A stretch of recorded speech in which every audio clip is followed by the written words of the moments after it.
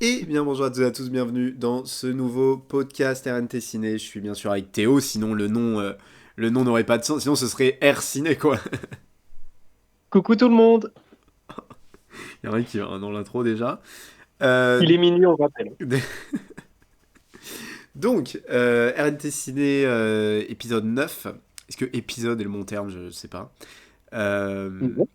donc le podcast du mois de novembre 2023, on s'approche de la fin de l'année parce qu'en fait après novembre il reste plus que décembre. Et après en Oui, fait on c'est. recommence à zéro et on repart en janvier en fait. Et tu sais que j'ai découvert ça il y a pas longtemps, c'est Ouais, t'as ouf, vu? hein. Et ça fait ça tous les 12 mois, j'ai vu. C'est hyper bien fait. Je sais pas qui a pensé à ça, mais on l'embrasse s'il Et nous bah, écoute. Euh, bon, je rappelle le concept. On parle chacun de 10 films ou séries qu'on a vus ce mois-ci. Moi, je crois que j'ai que du 2023 encore une fois. Ou non, j'ai non, deux films qui sont pas de 2023. Parce que j'ai vu Bonne Conduite là, avec le Palmacho, c'était nul à chier.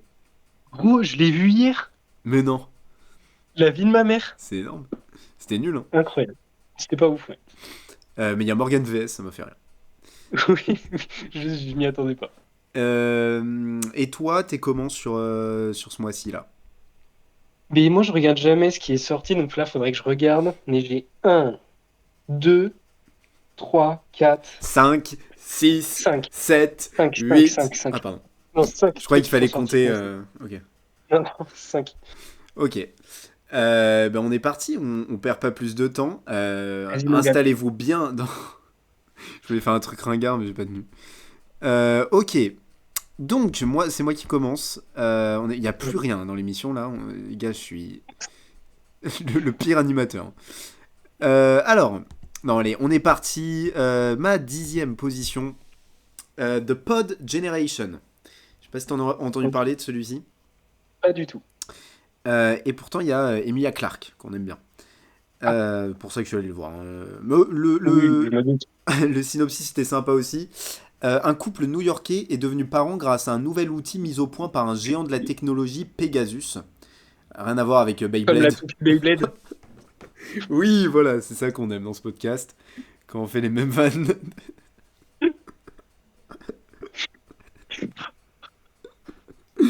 C'est atroce. Euh, et donc, en fait, c'est en gros des enfants qui naissent dans des œufs. Mais genre des œufs, pas des œufs de poule, parce que ça rentrerait pas. Mais dans des. Je vais pas y arriver, hein. Qui naissent dans des œufs, genre des pods, quoi. Des gros œufs, voilà, des pods, ils appellent ça. Ok. Donc voilà, un peu de SF. Alors c'est Emilia Clarke et Chiwetel Ejiofor. Ah oui, Euh, ok. voilà, donc un acteur quand même, voilà, Les Fils de l'Homme, 12 Years a Slave. Et putain, il joue dans Doctor Strange. Il fait quoi dans Doctor Strange Ouais. 2? Il joue un méchant dans le premier Doctor Strange et dans le 2 il joue l'un des Illuminati. Ah oui, c'est vrai, avec les dreads là. Ouais, ça. Ok. Donc ouais, bon, bah, j'étais content de revoir Emilia Clarke. Sophie Barthès, à ne pas confondre avec Yann Barthès à la réalisation. Euh, je connaissais pas du tout la réalisatrice. J'attendais un peu du film parce que j'aime bien ce genre de SF là. Mais finalement, je trouve que le concept était intéressant et que ce qu'ils nous ont donné était pas très bon. Euh, je trouve que la première partie du film, les 30 premières, allez, on va dire les 30 premières minutes sont plutôt cool. Tu rentres assez bien dans l'univers, comment dire, tu joues le jeu de l'univers, mais après, je trouve qu'on se perd complètement. On va un peu dans tous les sens et je trouve que le film est vraiment très moyen, voire pas bon. À la fin, le gros point positif, c'est que tu t'ennuies pas, il se passe tout le temps quelque chose, ça va plutôt vite. Ça dure quand même 1h50. Je croyais que ça durait qu'1h30, finalement 1h50. Mhm. Mais ouais, je vous avouerai que j'ai pas tant de souvenirs en plus de ça que ça du film. J'ai trouvé ça vraiment très moyen, proche du mauvais. Ah oui. Il y a aucune alchimie entre Emilia Clarke et Chiwetel. Euh, j'ai dit Chiwetel en mode c'est mon pote, hein. Mais bon, ton nom de famille, Harry, rétrécit quoi. Euh, Donc ouais, franchement, j'ai pas grand-chose à dire, c'était pas très bon. Attends, c'est un film belge, quoi. Hein? Pays d'origine, Belgique. Bah ouais, du coup. Ok, bon, je suis étonné. Alors, Belgique, France, Royaume-Uni, donc je sais pas. Bon, ok. De toute façon, il y a Euh, personne qui parle en français ou quoi dedans. Non, c'est en anglais, hein, donc c'est ça qui m'étonne. Ok, bon. Mais ouais, non, c'était pas très bien. C'était pas très bien. Il y a des choses intéressantes. Les décors sont plutôt pas mal. Ce qui est assez important forcément pour de la SF. Mais après, le concept, je le trouve pas poussé assez loin. Comme j'ai dit, voilà, c'est pas très pertinent, c'est pas très bon. Un petit peu déçu. En plus, je l'ai même pas vu au cinéma. J'ai pas pu aller le voir au cinéma. Les séances ne tombaient pas au bon moment. Mais c'est sorti cette année, du coup. Ouais, c'est sorti je pense, le 23 octobre, voilà, c'est marqué sur l'affiche. C'est sorti Ah, le 23 octobre, donc ouais. Voilà, The Pod Generation, un petit flop hein, pour moi. Ok, quelle est ta ok. 10e position, la team? Euh, Moi, c'est un film pas que j'attendais beaucoup parce qu'il est sorti en 1979. C'est Justice for All, mais c'était un film qui est avec l'un de mes acteurs préférés, qui d'ailleurs, plus ça va, plus il monte presque dans le top 3 de mes acteurs préférés, Plus il monte, Al c'est vrai qu'il est Pacino. en train de monter là ces derniers temps, Ouais, Al bah oui, Pacino. là, parce qu'on ne le connaissait pas encore il y a Oui. quelques années, Ouais, et ouais, là, je ils pense que sont d'exploser. ouais, va falloir surveiller à l'avenir. Ouais. Et donc, Justice for All, c'est l'histoire d'Arthur Kirkland, qui est donc joué par Al Pacino. C'est un jeune avocat, bref, impulsif et idéaliste, défendant corps et âme ses clients qu'il considère toujours comme innocents.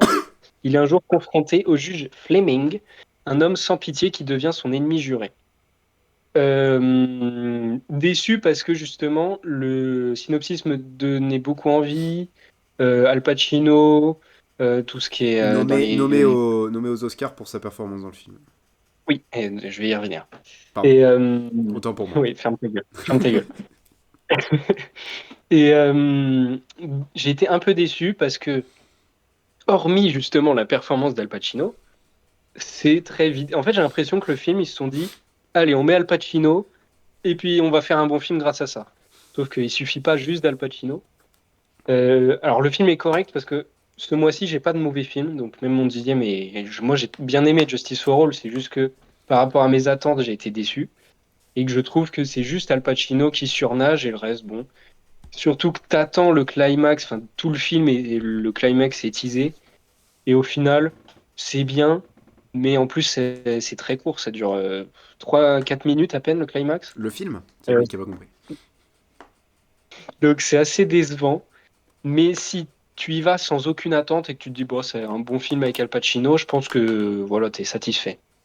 Donc voilà, j'ai pas grand-chose de plus à dire. Mais voilà, c'est cool. Ok, mais en tout cas, à surveiller, Al Pacino, un acteur, ouais, qui Peut-être un Oscar un jour, il le mériterait. peut-être. Ouais, franchement, non, non, à voir, à voir. Ok, alors moi, ma 9e position, alors là, pour le coup, c'est un film belge, et je le savais, et puis là, en plus, ça parle français. Le syndrome des amours passés. Alors, Ok, le synopsis est assez cool, un peu SF aussi, dans l'idée, enfin, SF chill, quoi. Rémi et Sandra ne peuvent pas avoir d'enfants. Parce qu'ils souffrent d'un syndrome qui s'appelle le syndrome donc des amours passés, d'où le nom du film, hein. C'est là que c'est ok, fort. ah oui, c'est hyper intéressant. Et en gros, pour soigner ce syndrome, pourquoi t'as dit ça? J'ai pas encore dit le synopsis. Euh, et pour soigner le syndrome, il faut qu'ils couchent avec tous leurs ex respectifs. Ah, ouais. Ok. Euh, donc le film est assez particulier. Ouais, c'est un film belge, hein, c'est ça. Raphaël Ouais. Balboni et Anne Siro sont à la réalisation. Et la réal est très particulière. J'ai jamais vu une réal comme ça. Il y a beaucoup, beaucoup de cuts. Et même dans les scènes, il y a des cuts. Mais c'est volontaire. C'est voilà, un truc très cuté. Et donc, Ok. tu peux t'y perdre un petit peu parce que ça va très vite, parfois un peu trop. Mais j'ai trouvé le film vraiment drôle. C'est une bonne comédie. Et puis même intéressant sur certains aspects, l'émotion est plutôt bien gérée quand il le faut. Lucie Debé et Lazare Gousseau sont plutôt bons dans les rôles titres, hein, même très très bons. Il y a un truc très naturel, là pour le coup il y a une vraie alchimie entre les deux, et ça marche très très bien, l'humour marche très très bien. J'ai trouvé ça assez intéressant. On se lasse pas parce que c'est vrai que le concept pourrait paraître lassant et ils arrivent toujours à faire en sorte que non, on ne se lasse pas. Mhm. Euh, et il y a un truc, par contre, bon, moi j'ai pas apprécié, après c'est une décision artistique, on va dire.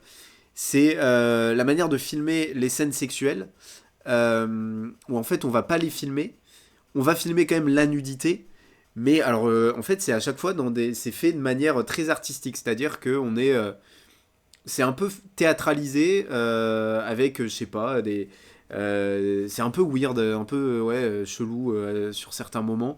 Presque Euh, pictural, si tu me permets l'expression. je connais pas le mot, je vais taper pictural Euh, définition.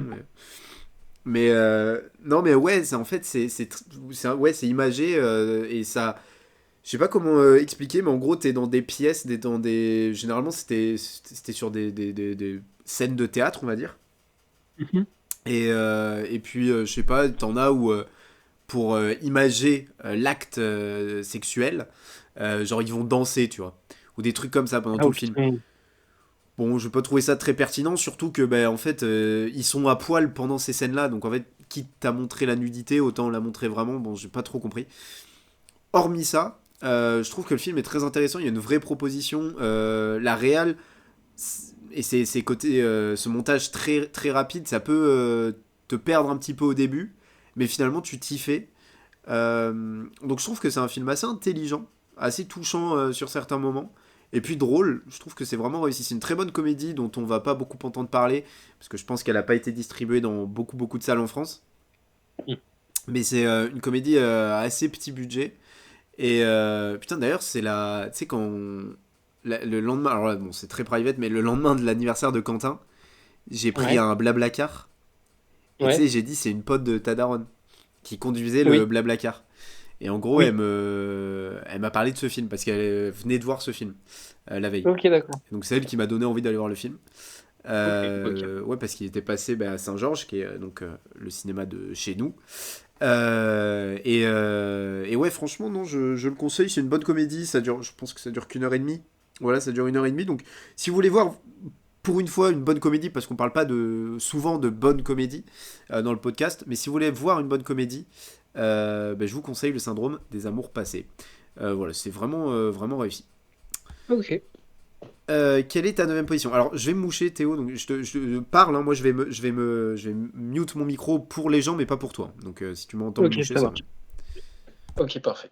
Donc, moi, ma neuvième position, ben, en plus, c'est con parce que j'aimerais bien entendre ton avis, parce que je ne sais pas si tu as vu le film. On n'en a pas du tout parlé, mais c'est donc Napoléon.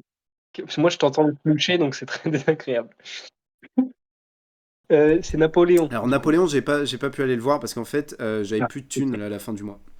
Voilà. Ok, Si d'accord. ça intéresse quelqu'un. Ben, Si c'est vous voulez bon. me faire des dons, Ben, euh, ouvre un Tipeee, je pense, dans la ouais, description. n'hésitez pas. Moi, je donnerai rien. Euh, donc, Napoléon, donc tu n'as pas vu, donc je vais pas spoiler.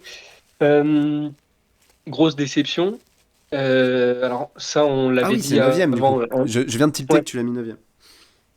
On en avait parlé en off que toi, les films historiques, t'aimais pas trop. Moi, j'aime beaucoup. Et j'adore Joaquin Phoenix. Ridley Scott, j'aime pas forcément toute sa filmographie, mais il y a quand même des gros bangers, si je puis me permettre. Donc, je l'attendais beaucoup. La bande-annonce me donnait énormément envie. Et en fait, toute la promo déjà de Ridley Scott avant le film m'a un peu refroidi. Le fait de faire le connard un peu, enfin, je sais pas, je trouvais très désagréable. Euh, En vrai, si tu le... pouvais tempérer, parce que je sais qu'ils nous écoutent, et donc si tu pouvais. Je suis vraiment pas sûr. Euh, Et puis de dire oui, j'ai fait le Napoléon à ma manière, les historiens, de toute façon, qu'est-ce qu'ils en savent, ils n'étaient pas là. Bon, un peu limite, Le un mec est peu devant, le limite de mec est au dire ça. PMU. Et en plus, il dit ça à un média français, enfin, alors que tu fais un film sur l'un des personnages historiques français les plus importants. Et en fait, du coup, après, parce que moi, je connaissais pas l'histoire de Napoléon. Et j'ai regardé quelques vidéos ou des mecs qui en parlaient sur Twitter et tout pour voir quelles étaient les différences avec le film. Et en fait, c'est là que tu te rends compte que autant dans les faits, c'est ressemblant, autant dans l'écriture des personnages, ça a l'air d'être rien à voir par rapport à la réalité. Et je trouve que c'est, même si du coup je connaissais pas Napoléon, enfin comment il était, ça me dérange de me dire ça, c'est pas un reflet de la réalité. En fait, il l'a fait enfantin, mais très désagréable. Enfin, il y a un moment où c'est limite, il fait une crise parce que genre il a pas eu son bonbon, quoi. Et tu te dis, le mec, il est empereur de la France, le mec qui fait peur à toute l'Europe, c'est un conquérant de ouf et tout. Et donc ça m'a profondément énervé. L'histoire, elle est basée que sur sa relation quasiment avec sa femme. Et en fait, dans la vraie vie, bah, sa femme, il la trompait, elle le trompait, mais ils se sont battus un peu les couilles l'un de l'autre. C'était juste histoire d'avoir une femme pour avoir des descendants. Et là, ils font toute une histoire là-dessus, enfin, qui est apparemment donc fausse. Et la grande réussite du film, c'est donc quand même la réalisation, qui est très très belle, et surtout les scènes de guerre, quoi, qui sont magnifiques, qui sont hyper bien représentées, magnifiées, le cadrage, la lumière, tout ça. C'est super bien fait, c'est impressionnant. Dès la première scène, d'ailleurs, on est captivé. Et puis c'est là ensuite que ça redescend, que le ton est très lent, avec les relations qui sont peu intéressantes. Donc en fait, le film est à sauver pour ces grandes scènes de guerre qui sont longues, hein, certaines. Mais voilà, quand même déçu. Et Ridley Scott, toute sa promo a joué aussi sur le fait que ça m'a un peu saoulé, quoi. Donc, voilà. Ok, moi effectivement, je suis pas intéressé par les films historiques, justement pour cette raison. C'est-à-dire que c'est toujours un peu dur de mêler ce qui s'est vraiment passé dans l'histoire à bah, c'est un film, donc tu dois quand même romancer un peu les choses, etc. aussi. Donc Ouais. c'est aussi ça qui m'a toujours déchauffé. Moi, il faudra quand même que je regarde un jour La Chute, qui parle bah, de la chute du H. Euh, Mhm. mais ouais, il y a aucun autre film historique qui me chauffe. Et puis même les scènes de guerre, etc. Je sais pas, j'ai l'impression que j'en ai trop vu et donc ça m'intéresse pas. Là, ce qui m'intéressait, c'était en effet Ridley Scott et évidemment Joaquin Phoenix. Mais c'est tout. Voilà. Et c'est vrai que là, ça commence un peu à me déchauffer tout ce que j'entends sur Napoléon. Je sais pas si j'irai le voir finalement. Bon, j'aime vraiment énormément Joaquin, donc je pense que j'irai le voir, mais c'est vrai que bon, déjà que ça me chauffait pas de fou, mais là ça m'a un peu déchauffé et ouais, j'aurais peut-être dû aller le voir dès la première semaine. Si j'aurais pu, je l'aurais fait. Mais en effet, je sais pas. En plus, ça dure 2h30, c'est ça? Ouais, mais par contre, pour le coup, la durée est pas, c'est pas le plus dérangeant. Ok. Bon, ben ouais, gros flop, hein, Napoléon finalement, qui était très attendu. Ouais. Un gros flop critique, Oui, mais oui, pas box-office par contre. bien Parce sûr. que box-office, il surperforme par rapport à ce qui était attendu d'ailleurs. Ok. Et c'est un budget de combien ça doit être pas mal quand même. C'est 200 millions, je crois. Putain. Ah ouais. Bon. Ben Napoléon, ok. Moi je sais pas, j'irai peut-être le voir, j'en parlerai peut-être le mois prochain si je l'ai vu d'ici là. Ok, alors moi là, le prochain, c'est une série, non pas un film. Une série en 2 saisons que j'ai vue, je t'en ai parlé en Ah private. oui. Et, euh, Yellow Jackets. Alors, Yellow Jackets, pourquoi je l'ai regardé? Ça faisait quelques temps que je voulais la voir, mais j'avais vu que c'était une série qui avait reçu pas mal de nominations aux Emmy Awards. Et encore pour les Emmy de cette année, donc pour la saison 2 de Yellow Jackets. Donc là, j'ai vu les 2 saisons. Parce que la saison 2 est actuellement la dernière, mais il y a déjà une saison 3 prévue pour 2024. Donc ouais, j'ai vu pas mal d'amour, notamment voilà, Yellow Jackets a été nommé meilleure série dramatique pour les Emmy de l'année dernière et pour les Emmy de cette année. Mélanie Linsky, dans le rôle principal, a été également nommée meilleure actrice dans un rôle principal dans une série dramatique. Et c'est vrai que bah, à l'approche comment on dit, une cérémonie, pardon, de fin d'année, j'aime bien voir ce qui est nommé et puis me dire bon, je vais essayer de regarder, tu vois, ça me permet de regarder une série que j'aurais mis plus de temps à regarder. Tu vois, je me dis bon, j'essaye de finir d'ici les ouais. Emmy. Voilà, bon après si j'ai pas envie de regarder, évidemment il y a des trucs que je regarde absolument pas. Mais des séries qui me chauffent comme ça, tu vois, je me dis bon, vas-y, au moins je les regarde avant. Comme ça me donne une raison supplémentaire de la regarder. Et tu vois, avant les Emmy, tu vois, comme ça me, Ouais. Parce que bon, les séries, après, tu les repousses et tu les regardes jamais finalement. Ouais. Donc, au moins, ça me donne une raison. Euh, alors, Yellow Jacket, je suis très partagé parce que j'aime bien la première saison. Il y a un très très bon casting. Alors, pardon, excusez-moi, le synopsis de Yellow Jacket est en plus de ça très fort. Moi, c'est typiquement le genre de synopsis que j'adorais et avec lequel j'ai découvert aussi le cinéma et avec lequel je suis rentré vraiment dans le cinéma. Une équipe de football de lycéennes extrêmement talentueuses devient les malchanceuses survivantes. Le mec ne sait pas lire. Devient les malchanceuses survivantes d'un accident d'avion au fin fond de la nature sauvage des Rocheuses canadiennes. Et donc, en fait, on a à la fois les flashbacks de ce qui s'est passé et le présent, qui est 15 ans après. Donc, dans le casting que j'ai dit, Mélanie Linsky qui joue Shona et Sophie Nellis qui joue la jeune Shona. Incroyable casting, pour le coup, là, sur les ressemblances, etc. Ils ont fait vraiment fort avec tous les personnages. Hormis sur le personnage de Nathalie, qui est jouée jeune par Sophie Thatcher, qui est une superbe actrice que j'adore, et qui est jouée adulte par en plus une actrice très connue et qui est incroyable. Putain, faut que je retrouve. Voilà, Juliette Lewis, qui joue Nathalie vieille et qui est une actrice incroyable. Les Et elle est deux, jeune. les deux sont incroyables, euh, mais elles n'ont aucun rapport physiquement. Enfin, vraiment rien à voir. Alors que toutes les autres, pour le coup, le casting avant-après est vraiment très réussi. Alors, la saison 1, je la trouve très cool. Et dès le premier épisode, on te met dans le bain. Alors, c'est pas un spoil, hein, puisque c'est la scène d'intro de la série. Il y a de l'histoire, il y a du cannibalisme. Voilà, ils ont survécu 1 an et demi dans la nature. Donc, bon, il y a du cannibalisme. Forcément. Voilà. On le comprend tout de suite. Euh, et en fait, ça va être un petit peu toute la question comment elles en sont arrivées là. Alors, je vais dire ils parce qu'il y a aussi des hommes dans le crash d'avion. Euh, donc, la première saison est plutôt réussie. J'ai pas grand chose à dire sur la première saison. Franchement, je la trouve très bonne. Les nominations aux Emmy Awards, j'ai trouvé logique. Il y a Mélanie Linsky qui était donc nommée, comme je l'ai dit, mais également que je retrouve le nom de l'actrice, qui est en plus très connue, qui jouait voilà, Christina Ricci, qui joue Misty et qui jouait comment merde. Dans la famille Adams, qui jouait celle qui est Wednesday maintenant là. C'est Wednesday du coup. Bref, elle jouait dans la famille Adams de l'un des premiers films de la famille Adams. Donc c'est une actrice très réputée, Christina Ricci, qui était aussi nommée la première année aux Emmy Awards pour son rôle de Misty. Elle n'a pas été renommée là cette année, contrairement à Mélanie Linsky. Donc la première saison, vraiment de bonne base. Moi, la première saison, je l'ai regardée en un week-end, alors que c'est 10 épisodes d'une heure. Donc j'étais vraiment à fond dedans, c'est très binge-watchable. Vraiment, la première saison, j'ai adoré. Et la deuxième saison, j'ai mis, je pense, 3 semaines à regarder 9 épisodes d'une heure. Donc c'est pour vous dire la différence. J'ai trouvé la deuxième saison catastrophique. Nul à chier, qui tombe exactement dans tous les clichés possibles du truc.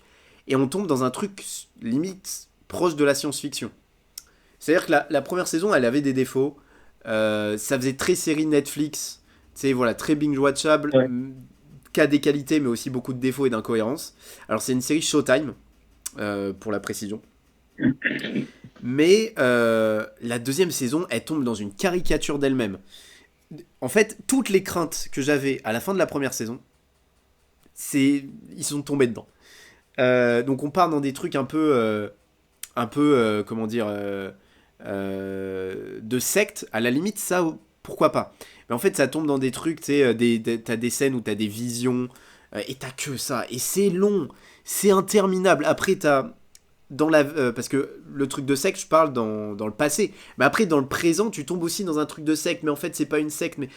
Oh là là, c'est nul à chier. C'est caricatural au possible. Alors, tous les personnages sont caricaturaux, mais à la limite, bon, pourquoi pas. Mais en fait, la deuxième saison, elle tombe dans tous les pièges euh, que la première saison a attendu. Et non, c'est pas possible. Et mais le pire là-dedans, c'est que cette daube-là de la deuxième saison, c'est nommé aux Emmy Awards pour meilleure série dramatique. Mais après, je pense qu'ils ont nominé juste parce que la première saison était bien. Du coup, ils se sont dit, vas-y, c'est pareil la deuxième. Ah ouais, mais non, quoi. Enfin, Quand tu vois que c'est à côté de Last of Us, de la dernière saison de Better Call Saul, de la première saison de House of the Dragon, si je dis pas de conneries, si je me trompe pas en termes de temporalité, Ouais, ça. euh, mais ça n'a rien à foutre là, c'est nul à chier. Et puis, objectivement, parce que c'est plus mon style. Honnêtement, je regarderai pas la troisième saison de Yellow Jackets. Hein. Ah oui, Euh, ok. c'est pas mon style, donc ok, certes, mais objectivement, ça pue la merde, parce que quand tu compares les notes de la première saison et de la deuxième, le 9e épisode de la deuxième saison, il est noté 7 points. C'était nul à chier. Enfin, franchement, il y a vraiment rien qui va sur la deuxième saison. Alors qu'à la deuxième saison, tu vois, je me disais, bon, c'est cool, il y a Elijah Wood qui arrive. J'adore Elijah Ah, Wood. Et non, même pas, quoi. Son perso n'a pas vraiment d'intérêt. Enfin, c'est peut-être le seul point positif de la deuxième saison. Elijah Wood, le perso d'Elijah Wood est plutôt cool. Et le perso également de la fille de Mélanie Linsky, donc la fille de la personnage principale, donc évidemment dans le présent. Donc ouais, non, c'est vraiment une série, tu vois, une bonne première saison, une saison 2 catastrophique. Donc finalement, ouais. Yellow Jacket, c'est une série moyenne. Tu vois, si tu fais la moyenne, ça devient une série moyenne. Franchement, la saison 3 je ne la regarderai pas, mais je pense que S'il y a des bonnes critiques, tu regarderas. non, même pas. Honnêtement, je vais pas. J'ai tellement de séries à regarder que j'ai pas envie de me faire chier avec ça. Et puis, c'est vraiment tombé dans typiquement ce que je déteste. C'est vraiment genre Mm. tout ce qui me fait chier. Genre les visions. En plus, c'est long, les épisodes d'1 heure. J'ai mis 3 semaines à regarder ces merdes. Non, non, franchement, je me retaperai pas ces épisodes-là. C'est vraiment. J'ai trouvé ça catastrophique. Et je sais que je suis pas le seul. Mm. J'ai vu franchement les critiques être très dur avec Yellow Jackets. Et franchement, je comprends pas comment ça peut être nommé aux Emmy Awards. Ça me rend dingue. Alors, autant Mélanie Linsky, par contre, faut que je parle de Mélanie Linsky parce que je la trouve exceptionnelle. Bah, tiens, je parlais de Last of Us. Elle est dans un épisode de Last of Us. Mhm. En plus, c'est vraiment le cast parfait parce que dans le présent, c'est la meuf de tous les jours. C'est vraiment Madame tout le monde, mais qui a fait Ouais. des trucs horribles et qui a ce truc, tu vois. Ouais, je vois. Et Mélanie Linsky, elle est incroyable. Moi, je l'ai découvert dans Mon oncle Charlie, qui est une série, qui est une sitcom. Et elle avait déjà ce rôle de psychopathe, mais marrante. Enfin, Mon oncle Charlie, qui est l'une de mes sitcoms préférées, j'adore Two and a Half Men. Euh, donc ouais, Mélanie Linsky, c'est vraiment la grosse réussite et pour le coup, elle mérite sa nomination aux Emmy Awards parce elle est vraiment exceptionnelle. Mais par contre, la série, mais ça n'a rien à foutre aux Emmy Awards. La première saison, ça me choquait pas qu'elle soit nommée, mais là, la deuxième, mais c'est de la daube quoi. C'est proche du nanar, hein, la deuxième saison de Yellow Jacket, c'est vraiment, Ah oui, carrément. vraiment pas bon. Ah mais je te jure, c'est tout ce que je déteste avec les visions, les trucs. Enfin, je sais pas si tu vois ce que je veux dire, je sais pas si je suis clair dans. Mais ouais, si, je pense. Enfin bon, moi c'est vraiment tout ce que je déteste et ouais, ça tombe dans de la mauvaise SF.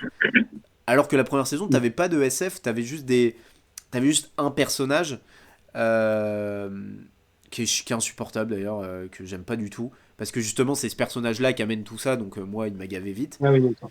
Mais t'as qu'un seul personnage en fait qui amène ça dans la première saison et c'est juste par petites bribes. La deuxième saison, Quand, c'est quand, que ça. quand t'as une série avec un perso détestable et qu'après dans la série ça devient le perso principal, t'es dégoûté. Ouais, c'est un peu devenu le perso principal en plus sur la deuxième saison. Donc ouais. Non, franchement, honnêtement, je recommande pas Yellow Jackets parce que limite vous allez apprécier la première saison, vous allez être hypé par la seconde et bah non. Donc ouais, Yellow Déception. Jackets, c'est un non pour moi et c'est dommage parce que j'avais vraiment bien aimé la première saison. Et ouais, par contre, franchement, j'ai découvert pas mal dans les jeunes actrices là.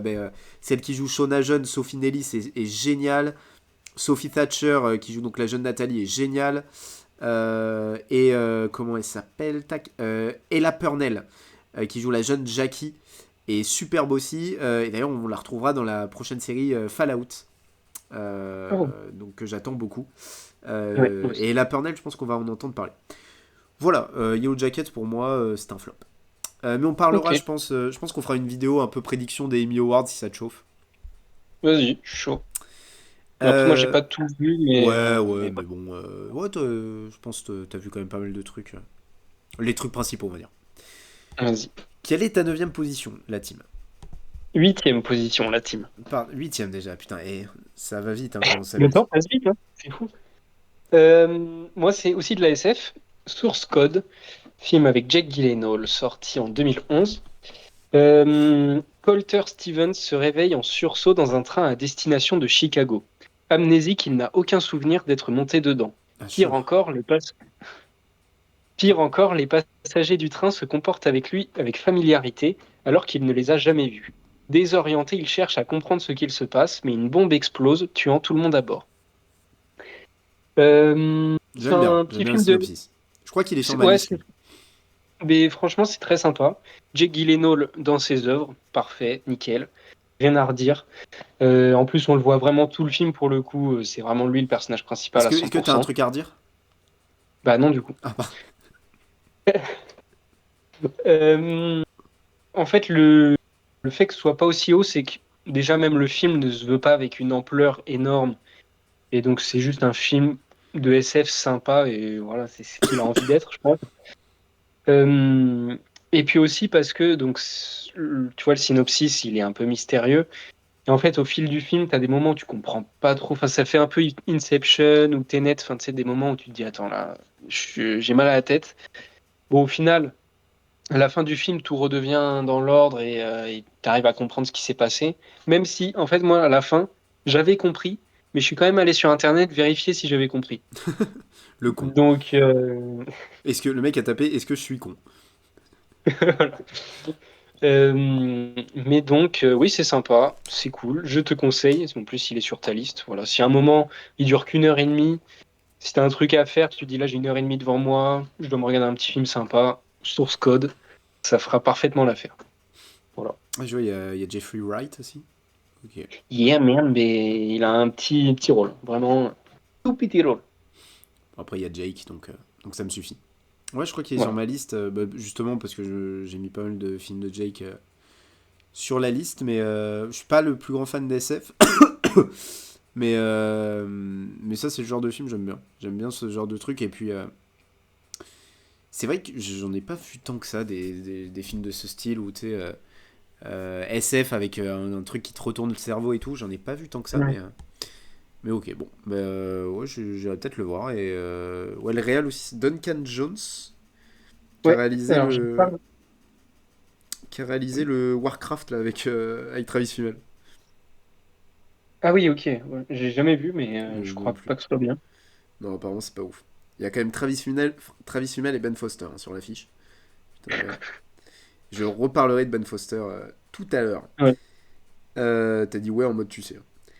Non, mais je croyais que on reparlerait de Ben Foster plus tard. Je pensais pas que tu avais un Ah oui, truc d'accord. particulier. Alors, ma septième position, un film donc de cette année, Master Gardener.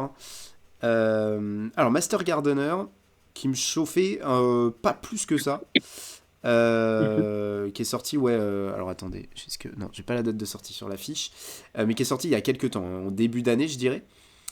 Il y avait des trucs, voilà, où je me disais, bon, pourquoi pas le casting. Par exemple, Joel Edgerton dans le rôle principal. Je suis un énorme fan de Joel Edgerton, qui est pour moi l'un des acteurs les plus sous-estimés, même il a une bonne cote quand même, mais je le trouve encore Mhm. trop sous-estimé. Je trouve qu'il sait tout faire, il est vraiment exceptionnel.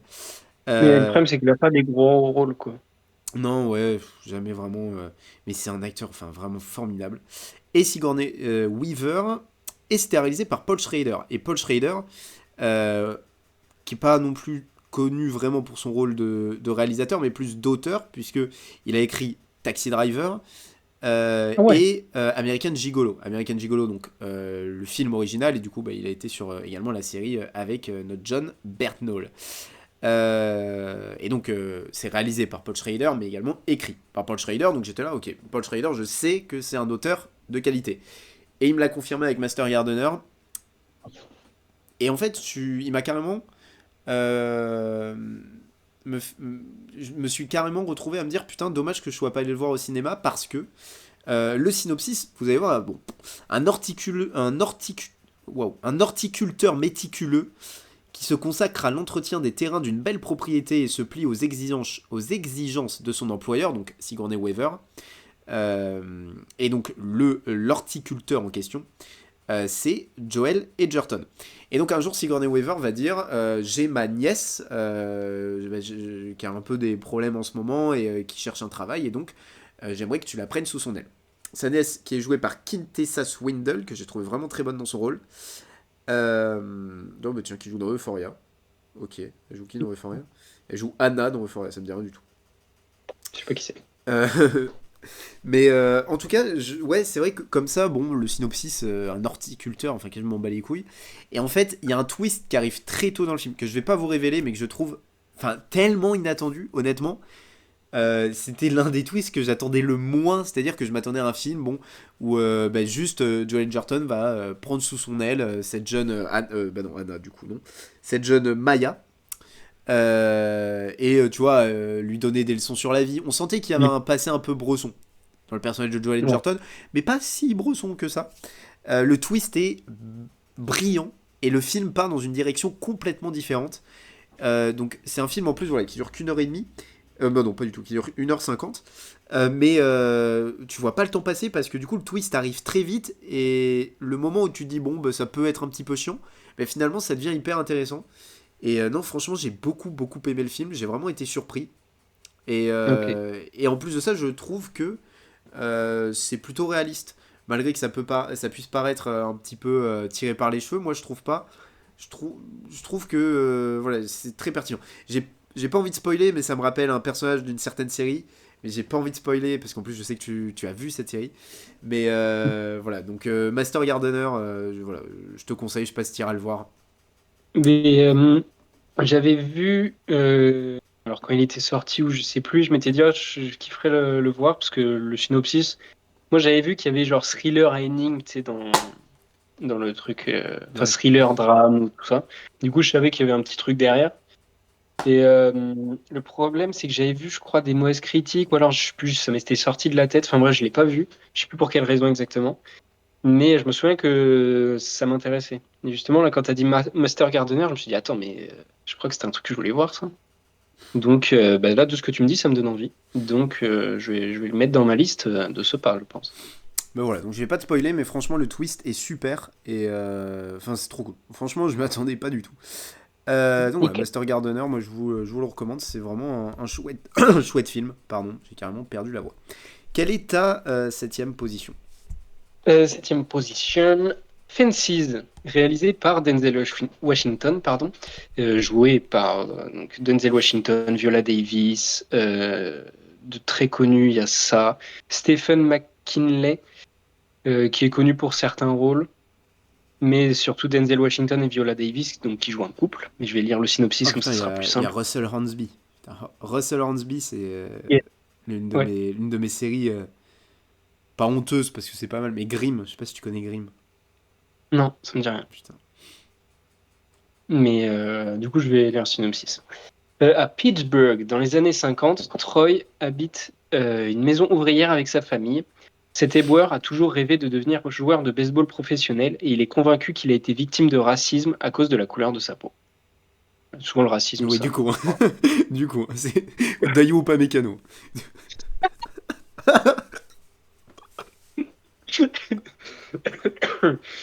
Et alors, euh, Fences, film magnifique. Juste, attends, j'ai un cheveu sur la langue. Ah Voilà. d'accord, le mec découvre une Euh, maladie en direct. non, mais c'est pas que je saute, j'avais littéralement un cheveu sur la langue. Euh, Le film commence dans une euphorie de dialogue. Je sais pas si tu vois ce genre de film où t'as l'impression que c'est du par cœur et genre juste ils se répondent à toute vitesse, mais il y a rien, il n'y a pas de temps de pause, de juste ça parle, ça parle, ça parle. T'as même pas le temps de comprendre les relations parce qu'en plus ça commence direct avec ça. Du coup, t'arrives pas à comprendre qui est qui pour l'autre, quelles sont les relations entre les personnages. T'as l'impression qu'ils se détestent en même temps qu'ils s'adorent parce qu'ils rigolent et ils s'insultent en même temps. Enfin, c'est le genre les 10-15 premières minutes de film, c'est Denzel Washington avec Viola Davis et Stephen McKinley qui ont un dialogue à trois là. Et tu te dis, mais enfin, genre À vraiment les 3, 15 attends, premières minutes. t'as pas dit que c'était à Pittsburgh? D'ailleurs, le personnage de Denzel Washington s'appelle Troy, donc ça peut faire Voilà, trois. magnifique. Tout est lié. Mais donc les 15 premières minutes, je me suis dit, attends, si c'est tout le film comme ça va être insupportable, je vais avoir mal au crâne. Et au final, non, ça se pose juste avec la scène directe après, avec justement le personnage de Russell Hornsby et Denzel Washington, qui ont là un dialogue beaucoup plus posé et là hyper fort, familialement parlant, parce que donc Russell Hornsby joue le fils de Denzel Washington. Et là, ensuite, le film tend plus vraiment sur le personnage de Denzel Washington avec ses démons, qui essaye d'être un bon père, mais pas émotionnellement parlant, plus dans le côté protection de la famille, économiquement parlant surtout, mais par contre, c'est pas lui qui va justement aller jouer au baseball avec ses fils pour s'amuser, quoi. Et il y a, en fait, tout le film parle de la relation des deux fils, donc de Russell Hornsby, donc le personnage s'appelle Lyons, et donc de l'acteur Jovan Adepo qui joue Cory Maxson. Donc les deux jouent le fils de Denzel Washington et en fait tout le film est tourné sur la relation entre trois, plus avec aussi à un moment Washington et Viola Davis qui ont une intrigue hyper importante d'ailleurs, mais qui est plus courte. Et à chaque fois c'est tellement fort en émotion, tellement fort en relation entre les personnages, c'est hyper bien réussi à ce niveau-là. C'est un huis clos quasiment, ça se passe que dans la maison familiale.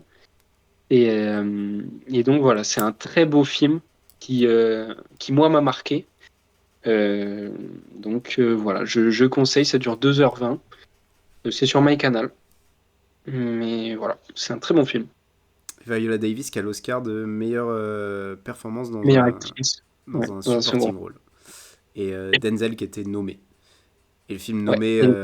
nommé également pour meilleur film de l'année. Il avait perdu Denzel face à Casey Affleck dans Manchester Bay aussi. Ok. Mais j'ai jamais entendu parler de ce film, c'est quand même fou parce que je suis un énorme fan de Viola Davis et je suis un énorme fan de la culture afro-américaine. Je trouve ça trop intéressant. J'ai eu la chance d'étudier ça à la fac et ça, voilà, je suis fou de ça. C'est vraiment mon sujet. J'ai eu 17 sur le sujet en L1. Voilà, tu peux m'applaudir quand même. Mais Voilà. le mec m'a applaudi à une main. Mais non, mais je suis vraiment, c'est un sujet qui m'intéresse énormément, qui est tellement profond et qui a tellement de. C'est une culture à part entière, c'est un vrai truc. C'est un vrai truc aussi sur ma passion pour le Miami Heat, parce qu'on parle de Heat culture et il y a, le Miami Heat est vraiment aussi là. Enfin, il y a plein de trucs. C'est tellement large et tellement intéressant. Et donc, ouais, je pense que je vais très vite aller le voir. Et puis en plus, voilà, Denzel Washington, c'est quand même quelqu'un. C'est pas. Et je sais pas s'il a réalisé d'autres films, mais Oui. Là, j'ai vu. Lui, il est sur ma liste depuis 2002, je crois. Ah non, c'est pas lui. Non, flop. c'est pas lui. Non, mais ouais, il a quelques autres films. Putain, il a réalisé un épisode de Grey's Anatomy, pour info. Quoi? Il a réalisé un épisode de Plus belle la vie. Je te jure. Ok, donc ma sixième position. Tu l'avais pas mis, je savais pas si tu l'avais oublié ou pas. Mais c'est une série télé, la première saison, de Gen V. Ah oui, j'ai décidé de pas le mettre volontairement. Le spin-off Parce de qu'on le met The pas. Boys sur Prime Video. Euh, oui, excusez-moi, j'ai fait un AVC. Donc, spin-off de The Boys, donc qui raconte l'histoire de la première génération de super-héros, à savoir que leurs super-pouvoirs proviennent du composé V. Donc, ça suit les événements de la saison 3 de The Boys. Ces héros mettent leurs limites physiques et morales à l'épreuve en concourant pour le meilleur classement de l'école.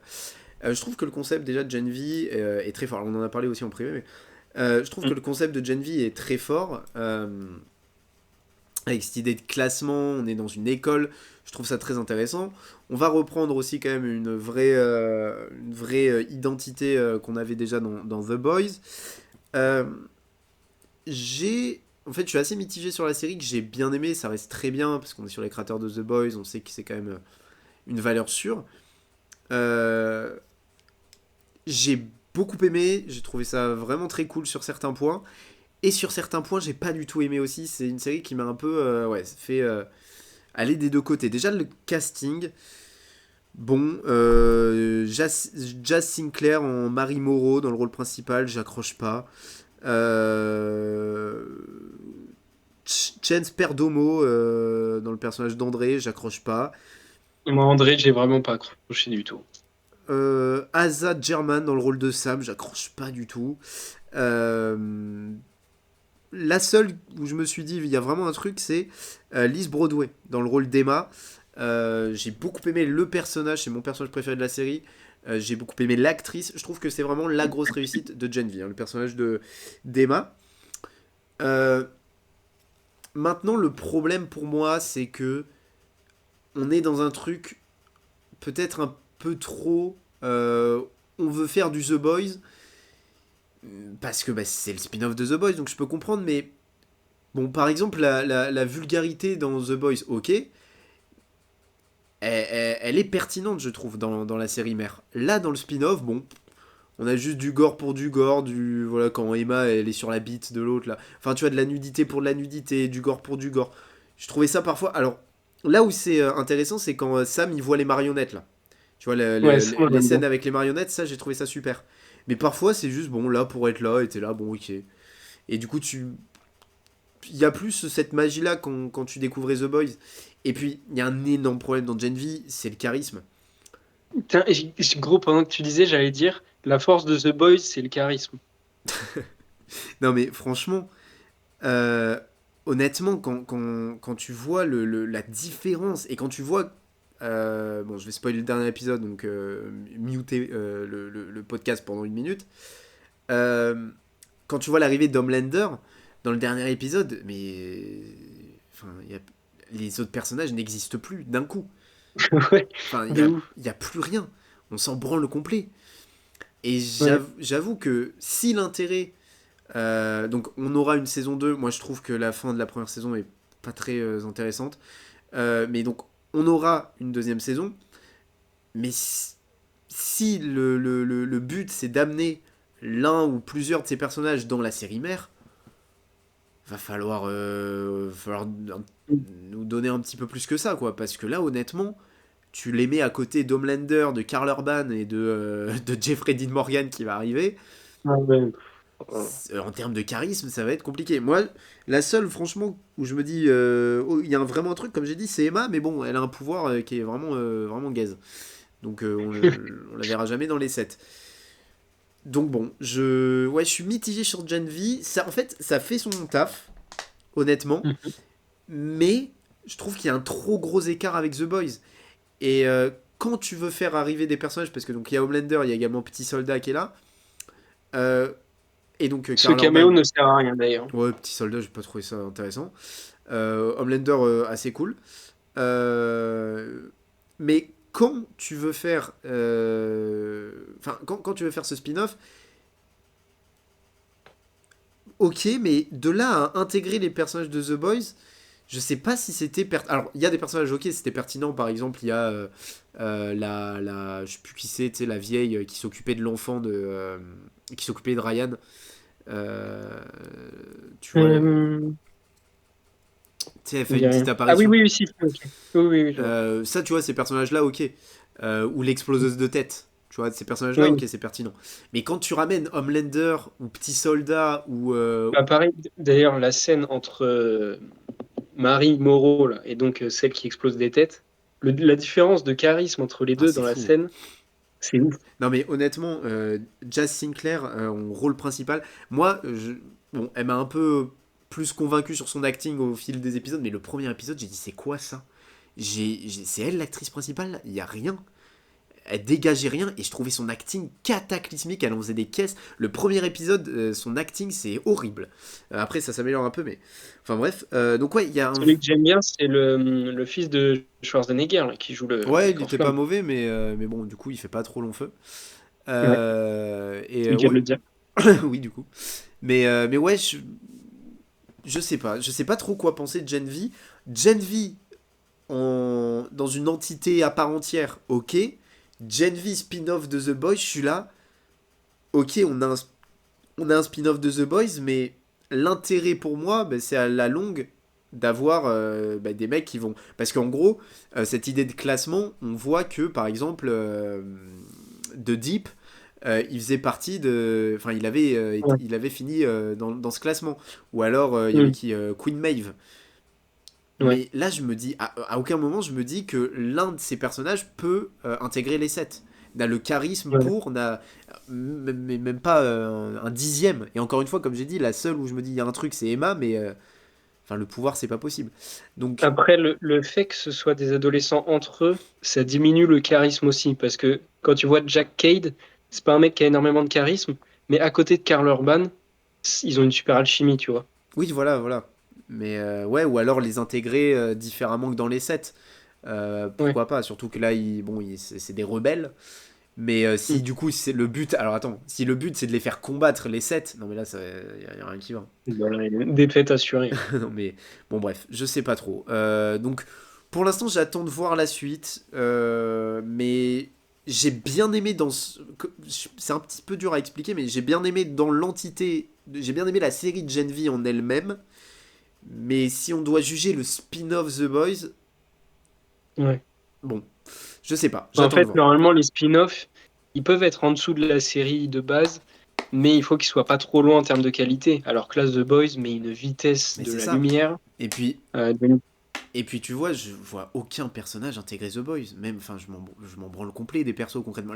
Les persos dans Gen V, d'accord, mais j'ai pas envie spécialement de les voir Ouais. dans The Boys en fait. Je m'en fous Mm. complet quoi. Donc ouais, je sais pas. J'attends de voir la saison 2. C'est bon, d'ailleurs on a appris qu'il y aurait un nouveau spin-off de The Boys avec Gabriel Garcia Bernal et merde, Diego Luna. Diego Luna. Mais Donc on en aime fait, beaucoup. j'ai vu qu'ils jouaient pas dedans, ils étaient juste producteurs, donc Ah ça m'a merde, dommage. dégoûté. Dommage. Mais bon, ça peut changer peut-être d'ici là, je sais pas. Oui. Donc ouais, Gen V, est-ce que t'as un truc à rajouter toi sur la série? Non. À part que demain, trailer de la saison 4 de The Boys, mais Effectivement. Mais vous, du coup, ce sera déjà sorti. Ta oui, septième position, Théo. Sixième, pardon. sixième. Moi, c'est Hunger Games, la balade du serpent et de l'oiseau chanteur, très très long comme titre. Euh, film qui est sorti il y a 3 semaines, 2 semaines, je sais plus. Enfin bref. Moi, Hunger Games, c'est une saga que j'ai découvert il y a pas longtemps. Enfin, découvert, je connaissais évidemment quand c'est sorti, mais que j'ai regardé il y a peut-être 2 3 ans. Et j'ai trouvé ça sympa, franchement, très cool. De la bonne SF, Alors pas au niveau des. moi, si je peux te couper, du coup, parce que j'ai vu le premier, là, ce mois-ci, Ouais. justement pour celui-là. Là. Parce qu'en fait, je les avais vus à l'époque, mais je m'en souvenais pas du tout. Et je trouve le premier assez intéressant. Je trouve plutôt cool. Ouais. Plutôt cool. Non, franchement, l'idée, enfin, c'est l'une des meilleures idées de Ouais, le film concept de est. SF. Le concept est vraiment génial. Le lore est hyper bien travaillé et tout. Enfin, vraiment, j'aime beaucoup cette saga. C'est pas ma saga préférée, mais elle est très qualitative.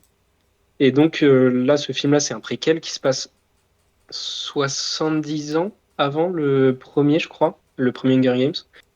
Enfin bref, c'est dans ces eaux-là. Donc je vais dire le Et je synopsis, trouve mais l'idée d'en faire un préquel et tout, je trouve ça hyper intéressant aussi. ouais. Bah, en plus, il y a plein de choses à dire justement sur. Tu Hmm. peux même en faire d'autres des préquels. Donc je sais pas si. Bon, je vais pas lire le synopsis au cas où ça spoil. Mais en tout cas, je trouve que c'est le meilleur Hunger Games. C'est un superbe film de SF. Les acteurs sont géniaux. Premier film que je vois avec Rachel Ziegler. Elle est incroyable, cette actrice. C'est un truc de ouf. Elle a un charisme. On parlait de charisme avant. Elle a un charisme fou. T'as pas vu Euh, Shazam? non, Ah, je crois. mais j'ai pas envie. Non, j'ai pas vu Shazam, j'ai pas vu West Side Story. Parce qu'en fait, elle chante beaucoup. Je sais pas si elle est chanteuse de base. Et même là, donc dans Hunger Games, elle chante énormément. Et elle a un charisme fou. Enfin, vraiment, elle m'a bluffé. C'est celle qui ressort du film, vraiment. Il y a Viola Davis, justement, qui joue dedans, Peter Dinklage, Hunter Schafer, donc de Faria. Euh, c'est un superbe film de SF, franchement, très très bon préquel à la saga Hunger Games. Faudrait peut-être que je les re-revoie pour justement comprendre encore mieux là, grâce au préquel. Parce que du coup, je me les étais pas refait, donc il y avait des trucs que j'avais oubliés. Donc là, dans le préquel, j'avais pas tout compris à certains moments. Donc là, comme ça, je comprendrai mieux. Mais ouais, surtout à la fin, quand je suis sorti, je me suis dit, putain, il y a tellement de potentiel sur plein d'autres préquels, pas forcément au même moment de l'histoire. Hmm. Donc, c'est le même réalisateur que la saga originale, d'ailleurs, ce Ouais, il y a film. juste le premier film qui est pas du même réal. Ouais, ok. Et le réal de Je Mais suis voilà. une légende. Francis Euh, Lawrence. Le... Ouais, ok. Et donc, c'est très bien. Voilà, je conseille. Ok, bah moi je vais continuer la saga tranquille. C'est vrai que bon, le premier, je l'ai bien aimé. En fait, je trouve que le lore est, comme tu as dit, extrêmement bien travaillé. Mais j'avoue que je trouve que tout était un peu attendu. Tout Ouais, ce qui se passe et tout oui, je était vois. hyper attendu. Donc ça m'a... Bon, après, voilà, c'est une saga un peu... voilà, comment dire, grand public. Teenage. Voilà, teenage, donc tu t'attends un peu au truc. Mais dans l'ensemble, franchement, le premier film m'a plu. Après, j'ai entendu que c'était un peu moins bien la suite. Bon, je verrai. Je sais pas si j'en parlerai dans le podcast parce que je sais pas vraiment comment parler des sagas à chaque fois. C'est un truc, bon, dans le Mm. podcast, c'est un peu compliqué. Mais voilà. Donc, cinquième position pour moi. Ouais, Encore une série qui, bah, c'était sa première saison. T'en avais parlé il y a quelques mois, nommée aux Emmy Awards aussi, c'est ça qui m'a motivé un peu à la regarder. C'est Shrinking. J'ai adoré Shrinking.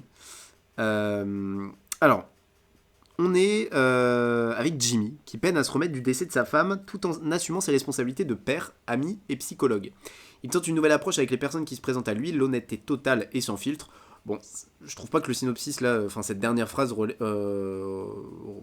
on s'en branle un peu, ça, le truc de ouais. l'honnêteté, c'est un dixième de la série. Mm. Alors, effectivement nommé aux Emmy Awards pour meilleure série comique, pardon, avec Jason Segel dans le rôle principal, Jessica Williams dans le rôle de Gaby. Les deux sont nommés aux Emmy Awards, donc chacun pour meilleur acteur dans un rôle principal dans une série comique et meilleure actrice dans un rôle secondaire. Pas Harrison Ford nommé aux Emmy, je suis assez surpris parce que je l'ai trouvé vraiment génial. Mhm. J'ai adoré également Lukita Maxwell, qui joue le rôle d'Alice, la fille donc de Jimmy, interprétée par Jason Segel. Et donc, comme tu l'avais dit toi, donc cette série c'est une série Apple Télé qui reviendra d'ailleurs pour une saison 2 et qui est écrite par Brett Goldstein. Brett Goldstein qui est l'un des auteurs de Ted Lasso et tout simplement Ouais. Roy dans Ted Lasso. Et c'est notamment aussi écrit par Jason Segel. Euh, alors Jason Segel, c'était une star de How I Met Your Mother, que je n'ai pas vu, mais c'est la série préférée d'un de mes potes, qui me saoule pour que je Ah. la regarde. Mais j'ai vraiment j'ai une sympathie maintenant pour Jason Segel qui a l'air incroyable. Je l'ai vu, il y a un extrait qui a tourné sur Twitter où il a un show de catch, et le mec est à fond et tout, genre... voilà, donc il monte encore plus dans mon estime. Mais tu sais, genre, il est dans le public normal et genre, t'as le catcheur qui Ouais, voit en c'est mode. le petit son moment, quoi. Mais en fait, genre, il était là comme ça, tu vois. Et c'était un Mm. petit show en plus, c'était pas dans une grande salle, c'était genre, il devait y avoir 300 personnes. Et t'as le catcheur qui voit, oh, mais c'est Jason Segel, tu sais, genre, c'était incroyable. Et non, vraiment, j'ai adoré cette série. Je l'ai trouvée tellement touchante. Et voilà, on l'avait dit avec Ted Lasso, mais ils sont tellement forts pour ça. Pour nous toucher d'un coup, ils te mettent la musique Ouais. triste. Et vraiment, ils sont trop forts, quoi. Vraiment, je les aime trop. Euh, je vais même dire que j'ai préféré Shrinking à Ted Lasso pour l'instant, parce que j'espère qu'on va pas tomber dans ce que j'avais pas aimé avec Ted Lasso, les épisodes d'une heure, là ça m'avait gavé. Si on reste sur une série comique avec des épisodes de 30 minutes, franchement, moi ça peut devenir l'une de mes séries comiques cultes. J'ai Ah ouais? vraiment j'ai adoré, je trouve. En plus, c'est tellement mon humour là, ce humour très british. J'adore. Voilà, Ted Lasso, ça me faisait déjà énormément rire, mais là, encore plus. Tout est tellement bien timé. Il y a une vanne qui m'a fait mourir de rire. C'est à la soirée. Et t'as Jason Segel qui est complètement bourré. Et il commence à dire à sa fille, ouais, je sais que t'aimes bien Sean, donc qui est l'un des Ouais. clients avec qui il va se lier d'amitié. Et, euh, et ça va saouler donc Alice, sa fille, qui va remonter les escaliers en courant. Et t'as Sean qui demande à Jimmy qu'est-ce que tu viens de lui dire. Et Jimmy dit je lui ai demandé à quelle vitesse elle pouvait remonter les escaliers. Ah oui. Oui. J'ai vraiment eu un Je fou m'en rire souviens là-dessus. carrément de la vanne. Non, franchement, je trouve que c'est trop drôle, tellement touchant. Tout m'a touché, tous les personnages m'ont touché. J'ai adoré, franchement, j'ai tout adoré avec cette série. Énorme coup de cœur sur Jessica Williams que j'ai découvert aussi et que j'ai trouvé génial dans le rôle de Gaby. Euh, non, c'est tellement humain, tellement beau, tellement. C'est drôle aussi, il y a tout. voilà, donc franchement, Brett Goldstein continue d'écrire des séries. Parce que tu nous avais déjà régalé avec Ted Lasso, mais j'avoue que Shrinking, voilà. N'en fais pas des caisses comme t'as voulu faire avec Ted Lasso, les épisodes d'une heure, c'était trop. Mais franchement, gars, si tu continues comme ça, en fait, il y a ce truc où peut-être que parfois ta série fonctionne tellement que t'as envie d'en donner beaucoup aux gens parce qu'ils donnent beaucoup d'amour. C'est ce qui s'est passé avec Ted Lasso. Oui. Donc ils ont voulu en donner beaucoup. Là, si Shrinking, ça reste un peu, tu vois, fait discret, moi ça me dérange pas. Comme ça, il va pas vouloir trop en faire et ça restera, tu vois, des épisodes de 30 minutes juste hyper touchants, hyper. C'est tout ce qu'il me faut. Moi, franchement, l'épisode de la soirée, là, justement, c'est vraiment l'un de mes épisodes de série comique préférés all time. J'ai trouvé Putain. ça parfait partout. Dans l'humour, dans l'émotion. Les personnages sont tous pertinents. Il n'y a pas trop de personnages, on s'y perd pas. Le personnage du mari de la voisine, du mari de Lise, là, Derek, Ouais, non, lui, il est génial. lui c'est vraiment, mais qui est joué par Ted McGinley, c'est le GOAT. C'est mon Vraiment, goût. ah mais vraiment, mec, je veux être ce mec. Non, franchement, énorme réussite pour moi, Shrinking. Et Jason Segel m'a limite donné envie de regarder How I Met Your Mother, qui dure quand même 25 saisons. Mais non, 25 franchement, ans. non, je sais pas si c'est long, How I Met Your Mother en vrai. Mais en plus, j'ai sous-titré, parce que je suis donc en licence d'anglais. Et j'ai un cours de sous-titrage. Et j'ai sous-titré How I Met Your Mother et ça m'a fait beaucoup rire. Donc il faudrait peut-être que je regarde. Mais ce cours de sous-titrage, il me donne envie de regarder toutes les sitcoms, frère, c'est un enfer. Ouais, t'as sous-titré The Office. Ouais, The Office, mec, ça m'a. Franchement, faut que je regarde. T'as un truc à dire, même si t'avais déjà donné ton avis sur Shrinking, toi. Bah moi c'est comme toi mais en moins bien. Enfin genre c'est touchant mais en fait moi j'ai regardé ça juste après Ted Lasso et moi Ted Lasso c'est top 3 série all time quasiment. Donc en fait j'ai trouvé que ça ressemblait à Ted Lasso mais en moins bien. Après forcément toi il y a des trucs qui vont plus te toucher dans cette série-là. Moi pareil pour Ted Lasso. Donc, je comprends le kiff que tu as ressenti avec Shrinking. Moi, j'ai trouvé ça cool, très feel good. Vraiment, genre, si t'es dans le mal, tu regardes Shrinking, t'es bien. Et Alors qu'il ça, y a c'est des. la grosse Et qualité de ce la qui est, ce qui série, est je fort, trouve. c'est que ils sont très forts pour ça. Que ce soit dans Ted Lasso ou là, c'est que t'as Ouais, des scènes un peu, tu vois, où putain, c'est triste, quoi. Et ils vont te remonter le ouais, moral avec une vanne ou avec un truc, une musique, hein. Ils sont trop forts, quoi. ouais. Et sur Jason Segel, moi, je le trouve très bien quand il fait justement les vannes, comme tu dis, là, le truc, j'ai demandé à quelle vitesse il pouvait monter l'escalier. Mais je trouve que quand il essaye d'être trop dans le drama, c'est moins bien.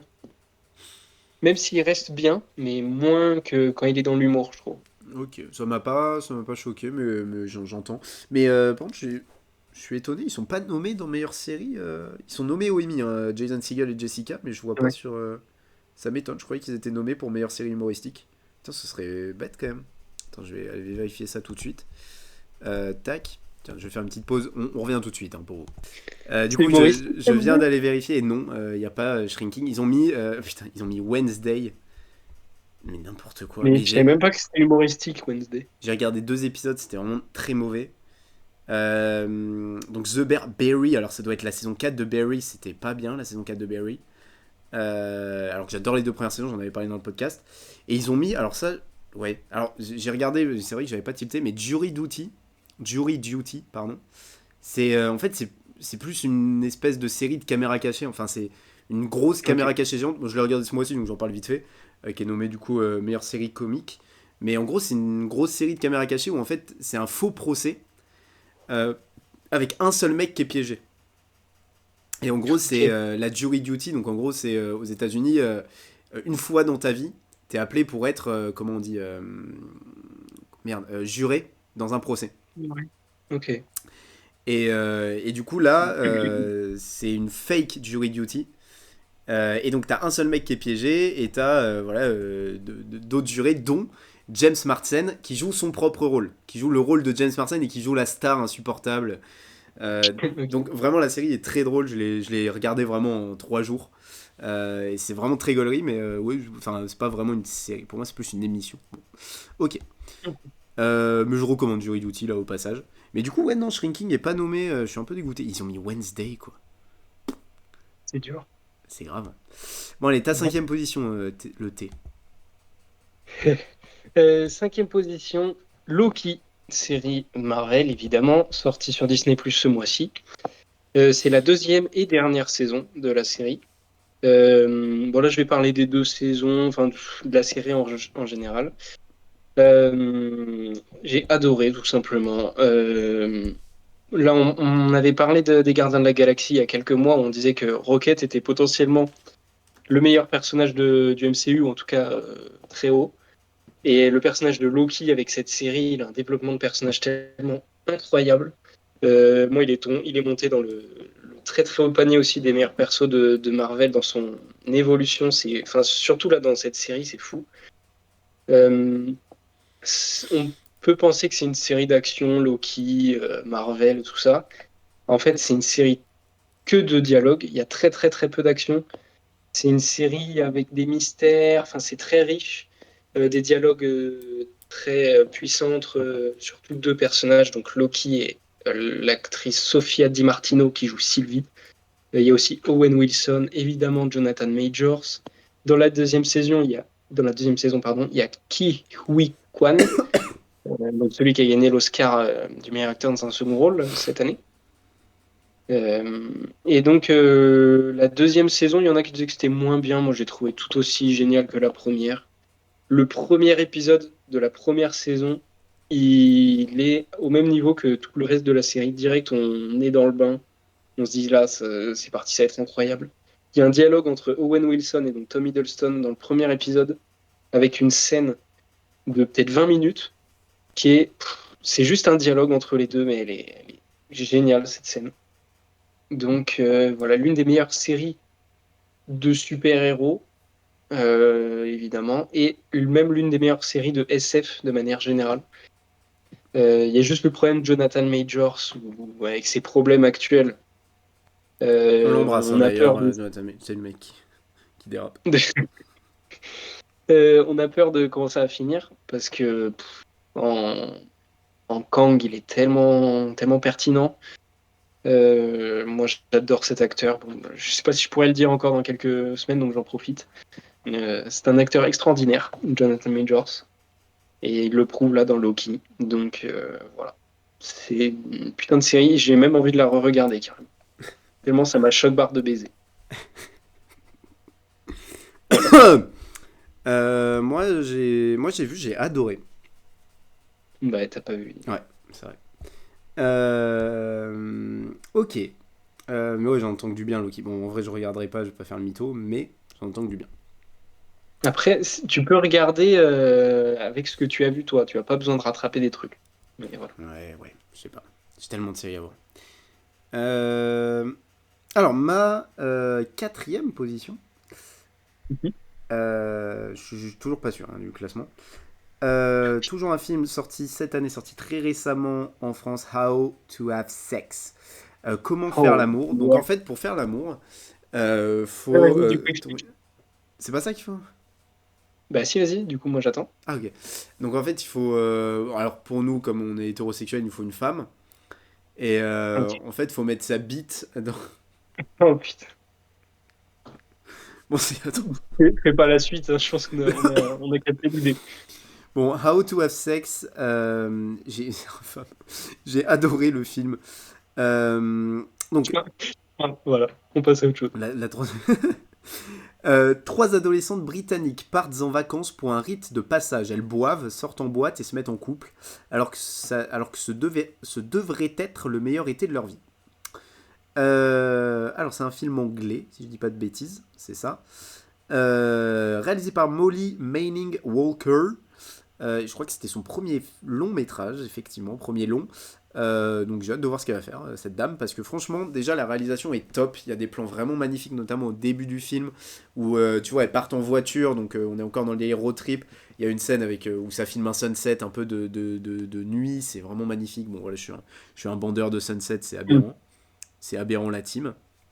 Je peux Euh, vous confirmer que c'est aberrant la team. c'est vraiment, j'ai un sunset tatoué sur la main, donc je pense que on peut pas faire Ouais, plus à partir de là. bandeur de sunset quoi. Et Un très bon casting. Alors, on a Mia McKenna Bruce, que j'ai beaucoup aimé, que dans le rôle principal, on va dire. Tout le casting est vraiment très bon avec des acteurs méconnus. Et moi, j'ai retrouvé Sean Thomas.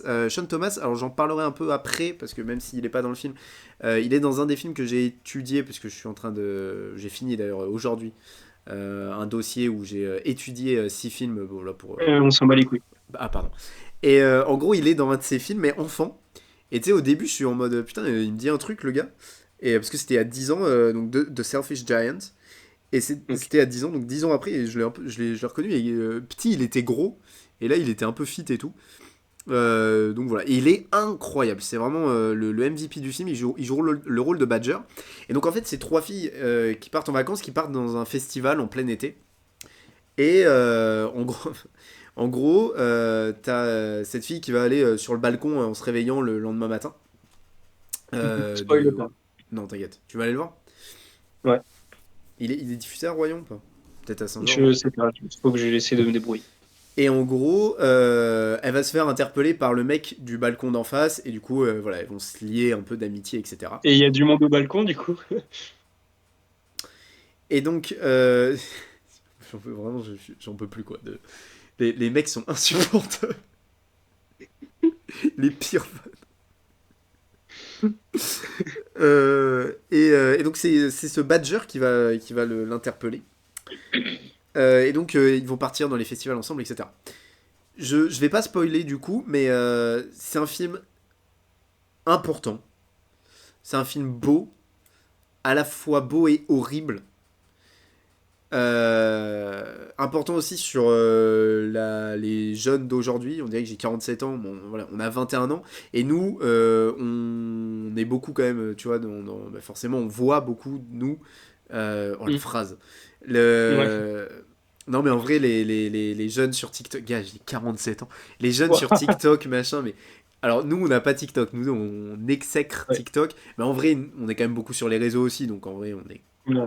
Mais oui, je pense qu'il y a des jeunes qui sont vraiment tellement matrixés, bien plus que nous, Mm. alors que nous, on est déjà matrixés, nous, c'est Twitter, hein, Ouais. mais quand je vois mon meilleur ami, il a 18 ans, je vois, c'est un délire, les relations sociales entre les gens, c'est que ça, gars, c'est que les réseaux, que ce que tu laisses paraître.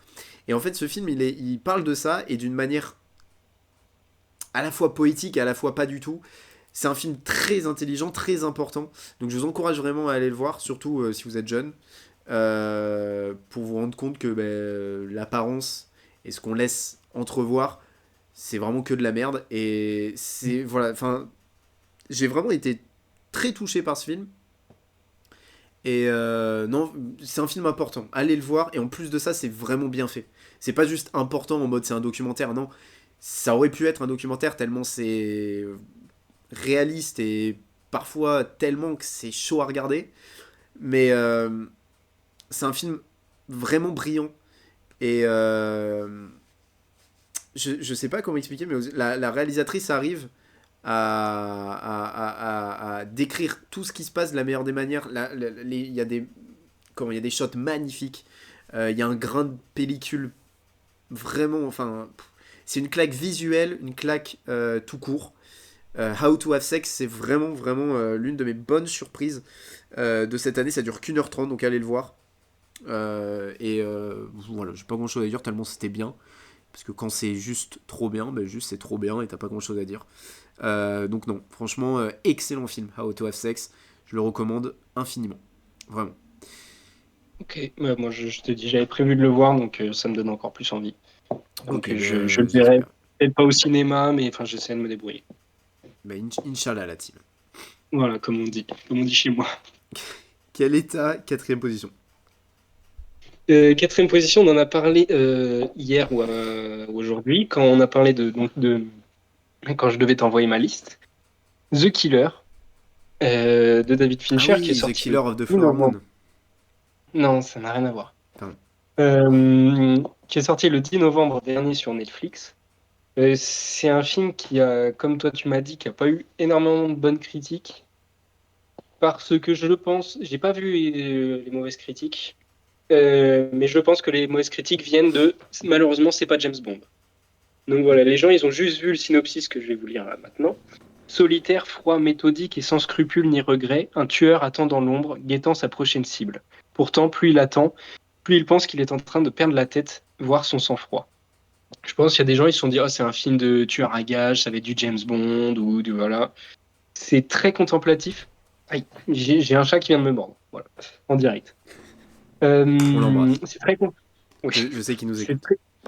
Oui, oui. C'est très contemplatif. Il y a très très peu de dialogue. C'est en fait Michael Fassbender qui parle en voix off. C'est lui le narrateur du film. Et moi j'ai adoré parce que le personnage est hyper bien écrit. Il y a une évolution. Il y a pas une explication, mais c'est limite. David Fincher, il explique le métier de tueur à gages. Enfin, c'est un peu marrant par certains moments. Et dès le début du film, il dit Michael Fassbender, il dit si vous ne savez pas vivre avec l'ennui, vous ne pourrez pas être tueur à gages. Et moi, je compare ça un peu au film, justement. Si t'arrives pas à vivre, c'est pas de l'ennui, mais c'est très, Mais voilà, surtout que Michael Fassbender était vraiment tueur à gages avant. ben, je crois pas, hein. C'est le mec qui donne des fake news. Le mec qui a les pires infos. Moi, Mercato plein sur Twitter, source, le kebabier Source. Oh, les sources de Mercato plein, je m'en lasserai jamais. Pardon pour cette petite interlude Mercato plein. Donc voilà, moi, j'ai pas beaucoup de choses à dire parce que si je parle du film, je vais spoiler. Ça dure 1h58, ça passe hyper vite. J'ai beaucoup aimé par sa simplicité. C'est très, très détaillé, mais très propre. Enfin, c'est vraiment, on dirait le métier de tueur à gages adapté en film, vraiment. C'est hyper bien découpé, même dans la réalisation. C'est très sobre, très propre. C'est juste parfait de A à Z, nickel, mais ça survole pas non plus. C'est pas un. Enfin, je peux pas dire que c'est pas un chef-d'œuvre, mais enfin, en vrai, c'est pas un chef-d'œuvre, mais c'est quand même un très très bon film. Donc, je recommande évidemment The Killer, et c'est mieux que ce que les gens font croire. Ok, bah tu m'as donné envie de le voir ce truc de. Parce que j'ai vu justement qu'apparemment il était chiant, mais faut pas confondre chiant et contemplatif comme tu dis. Et puis en plus, si ça. Moi je l'ai déjà expliqué, mais il y a des films où t'as l'impression qu'ils durent des plombes, mais où c'est pertinent et où c'est Ouais. volontaire. Moi, je parlais de Blue Valentine, tu vois, je trouve que c'est le bon exemple. Ouais, non, moi, ça, du coup, tu m'as réchauffé. Tu vois, c'est en plus, bon, je pense aussi les gens sont peut-être habitués au Fincher où t'as 15 000 twists, quoi. Ouais, les Ça peut jouer. twists. En plus, c'est un film Netflix, donc je pense qu'il y en a, ils se sont dit, vas-y, Netflix, ça va être du grand spectacle. Tiens, un petit mot sur Michael Fassbender, parce que du coup, je parlais de mon dossier là, tu vois, que j'ai à rendre, et il y a l'un des films où en gros, je traite de la pauvreté au Royaume-Uni, et il y a l'un des films où il y a Michael Fassbender dans le rôle titre, qui s'appelle Hunger, je sais pas si tu connais. Non, ça me dit Et rien. pas Hunger, Games. voilà. Oui, par Bien joué rapport la à team. ce que j'ai dit tout à l'heure. Oui. En gros, Hunger, c'est incroyable. C'est un rôle pour lequel Michael Fassbender a perdu 14 kilos. Putain. Donc il est un peu monté dans mon estime. Il est incroyable de charisme. On le reconnaît pas dans le film. Et il y a une scène de 12 minutes de dialogue avec un prêtre où en gros, on est dans le. Je l'ai vu ce mois-ci, donc il est pas dans mon classement, mais j'en parle vite fait. On est dans l'Irlande des années 80 et en gros, il joue c'est une histoire vraie en plus de ça. Il joue Bobby Sands, qui est l'un des leaders de l'IRA, donc l'IRA. Euh, et en gros, il va décider de commencer une grève de la faim, d'où la perte de poids de Michael Fassbender, euh, pour que ces revendications et les revendications de l'IRA soient entendues par Margaret Thatcher, la première ministre du UK. Et du coup, ça mène la veille du début de sa grève de la faim à un dialogue avec un prêtre qui est interprété par Liam Cunningham. Et le dialogue est fou, tellement bien filmé. C'est un très bon film, Hunger, donc voilà, je vous le recommande. Puis Michael Fassbender est remonté dans mon estime. Et là, cette scène du dialogue, c'est fou furieux. C'est un plan séquence de 12 minutes. C'est incroyable. Bah, je vais regarder. Mais Euh, du coup, oui, tu me demandais mon avis sur Michael Fassbender dans le film. Oui, pardon. Et, euh, et en fait, bah, comme je dis, il parle très très peu. En fait, on entend la voix off et lui, en fond, du coup, qui fait l'action. Mais du coup, tout passe par le regard, les gestes et tout ça. Et dans ça, il est très très bon. Mais comme je dis, c'est très très coupé au cordeau, quoi. Enfin, c'est vraiment nickel. Donc oui, il est très bon, très sobre. Il va pas aller chercher un Oscar là-dessus, mais Il a pas bu c'est d'alcool, voilà. quoi. Ouais, par rapport à la sobriété. Pour ceux qui n'auraient pas la vanne. Oui, voilà, parce qu'il faut toujours expliquer. Ok, alors mon podium, troisième position. Alors, c'est un film que. Alors, tu vas être étonné. Galveston. Galveston. Wow. Euh, What is Galveston. Après avoir échappé à un piège, un meurtrier mourant retourne dans sa ville natale de Galveston, où il prévoit sa revanche. Bon, Ok. c'est pas vraiment ça d'ailleurs, hein, le synopsis. C'est quoi ce synopsis de con là? C'est pas ça du tout. Enfin, après avoir échappé à un piège, un meurtrier mourant retourne dans sa ville natale. Bon, meurtrier, pas vraiment, c'est un hors-la-loi un peu. Et il va Ok. retourner effectivement à Galveston. Pas spécialement sa ville natale d'ailleurs. Mais bon, bref, on s'en branle. Il va pas spécialement préparer de revanche. Enfin bon. Et donc en gros, quand il va se faire piéger, il va tomber sur une pute. Euh, peut-être un peu trop. Littéralement. Ouais, peut-être un peu trop sec quand je dis. Il va Ouais. tomber sur C'est une une prostituée prostituée. Ouais, voilà, c'est mieux. qui va amener avec lui. Et donc voilà, bon. Ça va être un peu un road trip, etc. La réalisatrice, c'est Mélanie Laurent. Une prostituée, le twist. Oui, c'est pas vrai. C'est Mélanie Laurent. Ok. Tu sais, qui a réalisé Voleuse, là. Ok. Oui, oui, je vois. Donc c'est un film américain, avec dans le rôle titre Ben Foster. Et donc en fait, Ah, j'ai voulu voir ce film après que Mélanie Laurent en parle dans le vidéo club, où elle parle d'une scène avec Ben Foster où il commence à chialer d'un coup, et qui n'était pas prévu, et voilà, pour montrer le talent de Ben Foster. Et donc c'est ça qui m'a donné envie de regarder Galveston, et en plus de ça, bon, on est Amérique profonde, road trip, machin, bon moi voilà, c'est le genre de cinéma que j'aime énormément. Et j'ai trouvé ce film vraiment très, très bon. Euh, Ça dure 1h30. Et c'est vraiment très bien fait. J'ai pas envie de spoiler, mais c'est vraiment très bien fait. La relation entre Ben Foster et cette prostituée est vraiment, vraiment très intéressante. Et là où elle pourrait paraître cliché, finalement ne l'est pas du tout, surtout avec la fin du film. Donc c'est une vraie réussite. Je m'attendais pas du tout à voir un aussi bon film de Mélanie Laurent. Parce que c'est pas une actrice que j'apprécie spécifiquement, voilà, parce que hormis Inglourious Basterds, elle a pas fait grand chose. Et encore moins une réelle. Bon, en tout cas, la réelle, moi, je la connaissais pas en tant que réalisatrice. Et puis bon, c'est pas son film Voleuse qui allait me donner envie de voir ce qu'elle fait. Et finalement, tu l'as vu ou ben. pas? De quoi? Tu l'as vu? Non, certainement pas. Mais alors qu'il y a Adèle Exarchopoulos, hein, c'est ça qui est fou. Tu le dire. Euh, donc ouais, non, franchement, très très bonne surprise que fut Galveston. Je pense qu'il aurait pu être encore mieux qu'il ne l'est. Mais la fin est superbe, l'acting est très bon, Ben Foster est incroyable. Donc ouais, franchement, Galveston, je vous recommande. Un film dont on n'entend pas tant parler que ça. Et en plus, par une réalisatrice française. Donc Hmm. non, franchement, c'est vraiment très très bien. Voilà, Galveston, je le recommande. Ok. Quel est ton Et podium? en vrai, Ça t'intéresse, toi? j'allais dire, ouais, ça pourrait m'intéresser. Ouais. Donc, du coup, ma troisième place, que je cherche dans mon classement. Ah oui, je vais parler d'SNK. C'est le deuxième animé dont je parle dans le podcast. La dernière fois, c'était My Hero Academia, je crois, vers le mois de mars à peu près. C'est ma spécialité d'ailleurs, hein, les mangas, moi. Les Ouais, bah animés. oui, bah là, de toute façon. D'ailleurs, je vais te demander ton avis après. Quand Donc, quand prépare-toi tu m'as une dit bonne table. SNK, j'ai dû taper c'est quoi SNK sur Google. C'est vrai? Gars, je sais pas.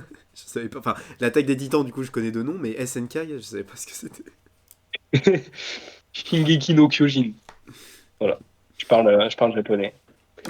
Euh, Évidemment, créé par Hajime Isayama, que tu connais par cœur. Ouais, c'est un pote. Euh, Qui nous écoute d'ailleurs, qu'on embrasse. oui, bah oui. Merci pour tout. Non, l'une des œuvres les plus connues, si ce n'est la plus connue dernièrement, en tout cas dans le monde de l'animation japonaise, c'est sur la dernière décennie avec One Piece, et je pense que c'est le roi de l'animation. Moi, j'ai commencé il y a 3 ans, je crois. Alors, je vais t'expliquer un truc de SNK. C'est horrible, c'est la diffusion. Alors, en fait, il y a eu les 3 premières saisons normales. Tu vois, jusque-là, tout se passe bien. Quatrième saison, il y a eu une première partie. Un an après, deuxième partie. Un an Ah après, oui, j'ai entendu ça. un épisode qui est la première partie d'un autre épisode qui est donc sorti il y a 3 semaines, qui est donc l'épisode final. Donc en fait, la saison 4 est divisée en 4 parties de 20 épisodes plus 2 épisodes d'1 heure et demie. Enfin, bref. La diffusion, c'est une catastrophe. Mais par contre, c'est une œuvre extraordinaire.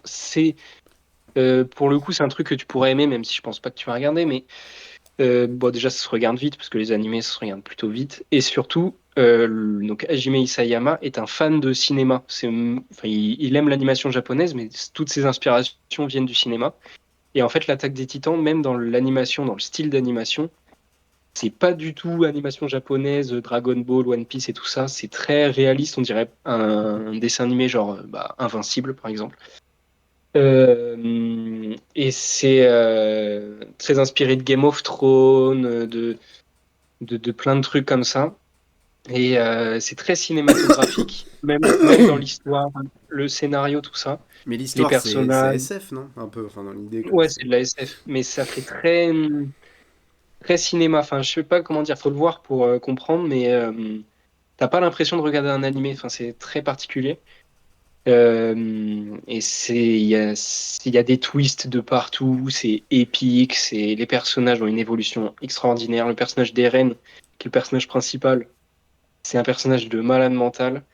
Et là, la fin, il y a tout un message sur ce qui se passe en ce moment, les guerres et tout ça. Enfin, c'est très très profond, hein. Franchement, l'attaque des Titans, ça parle vraiment de tout, ça peut parler à tout le monde. Si quelqu'un venait un jour me dire, je veux commencer les animés, je commence par quoi? Je dirais l'attaque des Titans, parce que c'est le truc le plus facile à pas à comprendre, parce que justement c'est difficile à comprendre, mais c'est pour quelqu'un qui aime le cinéma de base ou tout ça, c'est très très bien. Et donc c'est juste un chef-d'œuvre, tout simplement. SNK, c'est incroyable. Donc merci à ceux qui me l'ont conseillé. Voilà, IRSS représente. IRSS, à pas confondre avec URSS. URSS, oui. Tu m'as pas C'est laissé une la faire. formation. Tu m'as pas laissé la faire, je Ouais. suis déçu. Mais donc voilà, c'est génial l'attaque des Titans. Ok, bah je vais regarder demain, je pense. Ça marche. Non, mais en vrai, j'ai pas le temps, quoi. Et puis même, à chaque fois que Bon, j'en ouais, ça lance un, me ça me saoule. Je suis désolé, Bon. les Kikou Jap qui nous regardent. Ah, Euh, non. Non, mais en vrai, la communauté, je peux pas aussi. Il y a de ça. Oui, Vraiment, je bon, ça vais. après. Ouais, mais tu sais, c'est mieux quand t'as une communauté.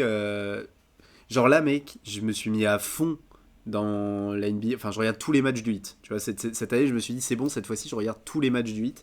Et mec, la commu, elle est Ouais. trop cool, quoi. Franchement, c'est Ouais, trop mais bien. après, communauté de sport, c'est différent. Enfin, même si la communauté Non, foot, parce c'est que la horrible. communauté foot, un enfer. La communauté catch, c'est un calvaire. Donc, tu vois, il y a Ouais. des communes où. Putain, et du coup, si la commu est cool, ça va un peu plus te donner envie de t'y mettre. Parce que du coup, quand tu vas demander des conseils, tu vois, on va t'en donner tout.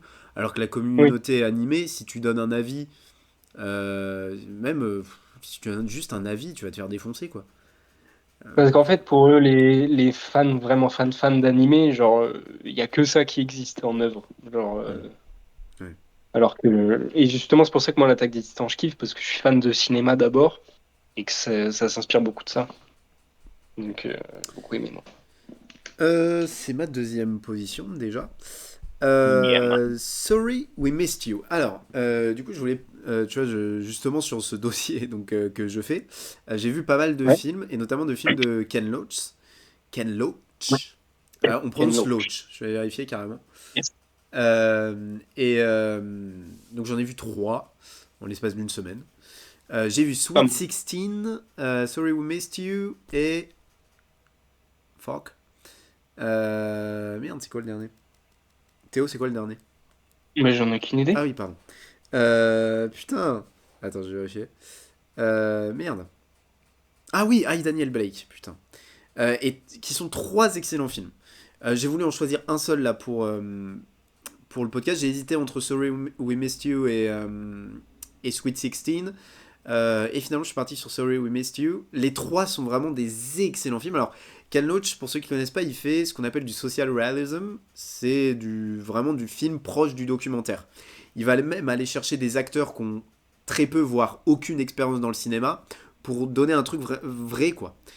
Mhm. Et donc, je pense que tous ces films d'ailleurs, ils traitent de la pauvreté au Royaume-Uni. Et donc moi, c'était mon sujet, je devais faire un dossier là-dessus, et j'ai choisi d'étudier 6 films, dont 3 de Ken Loach.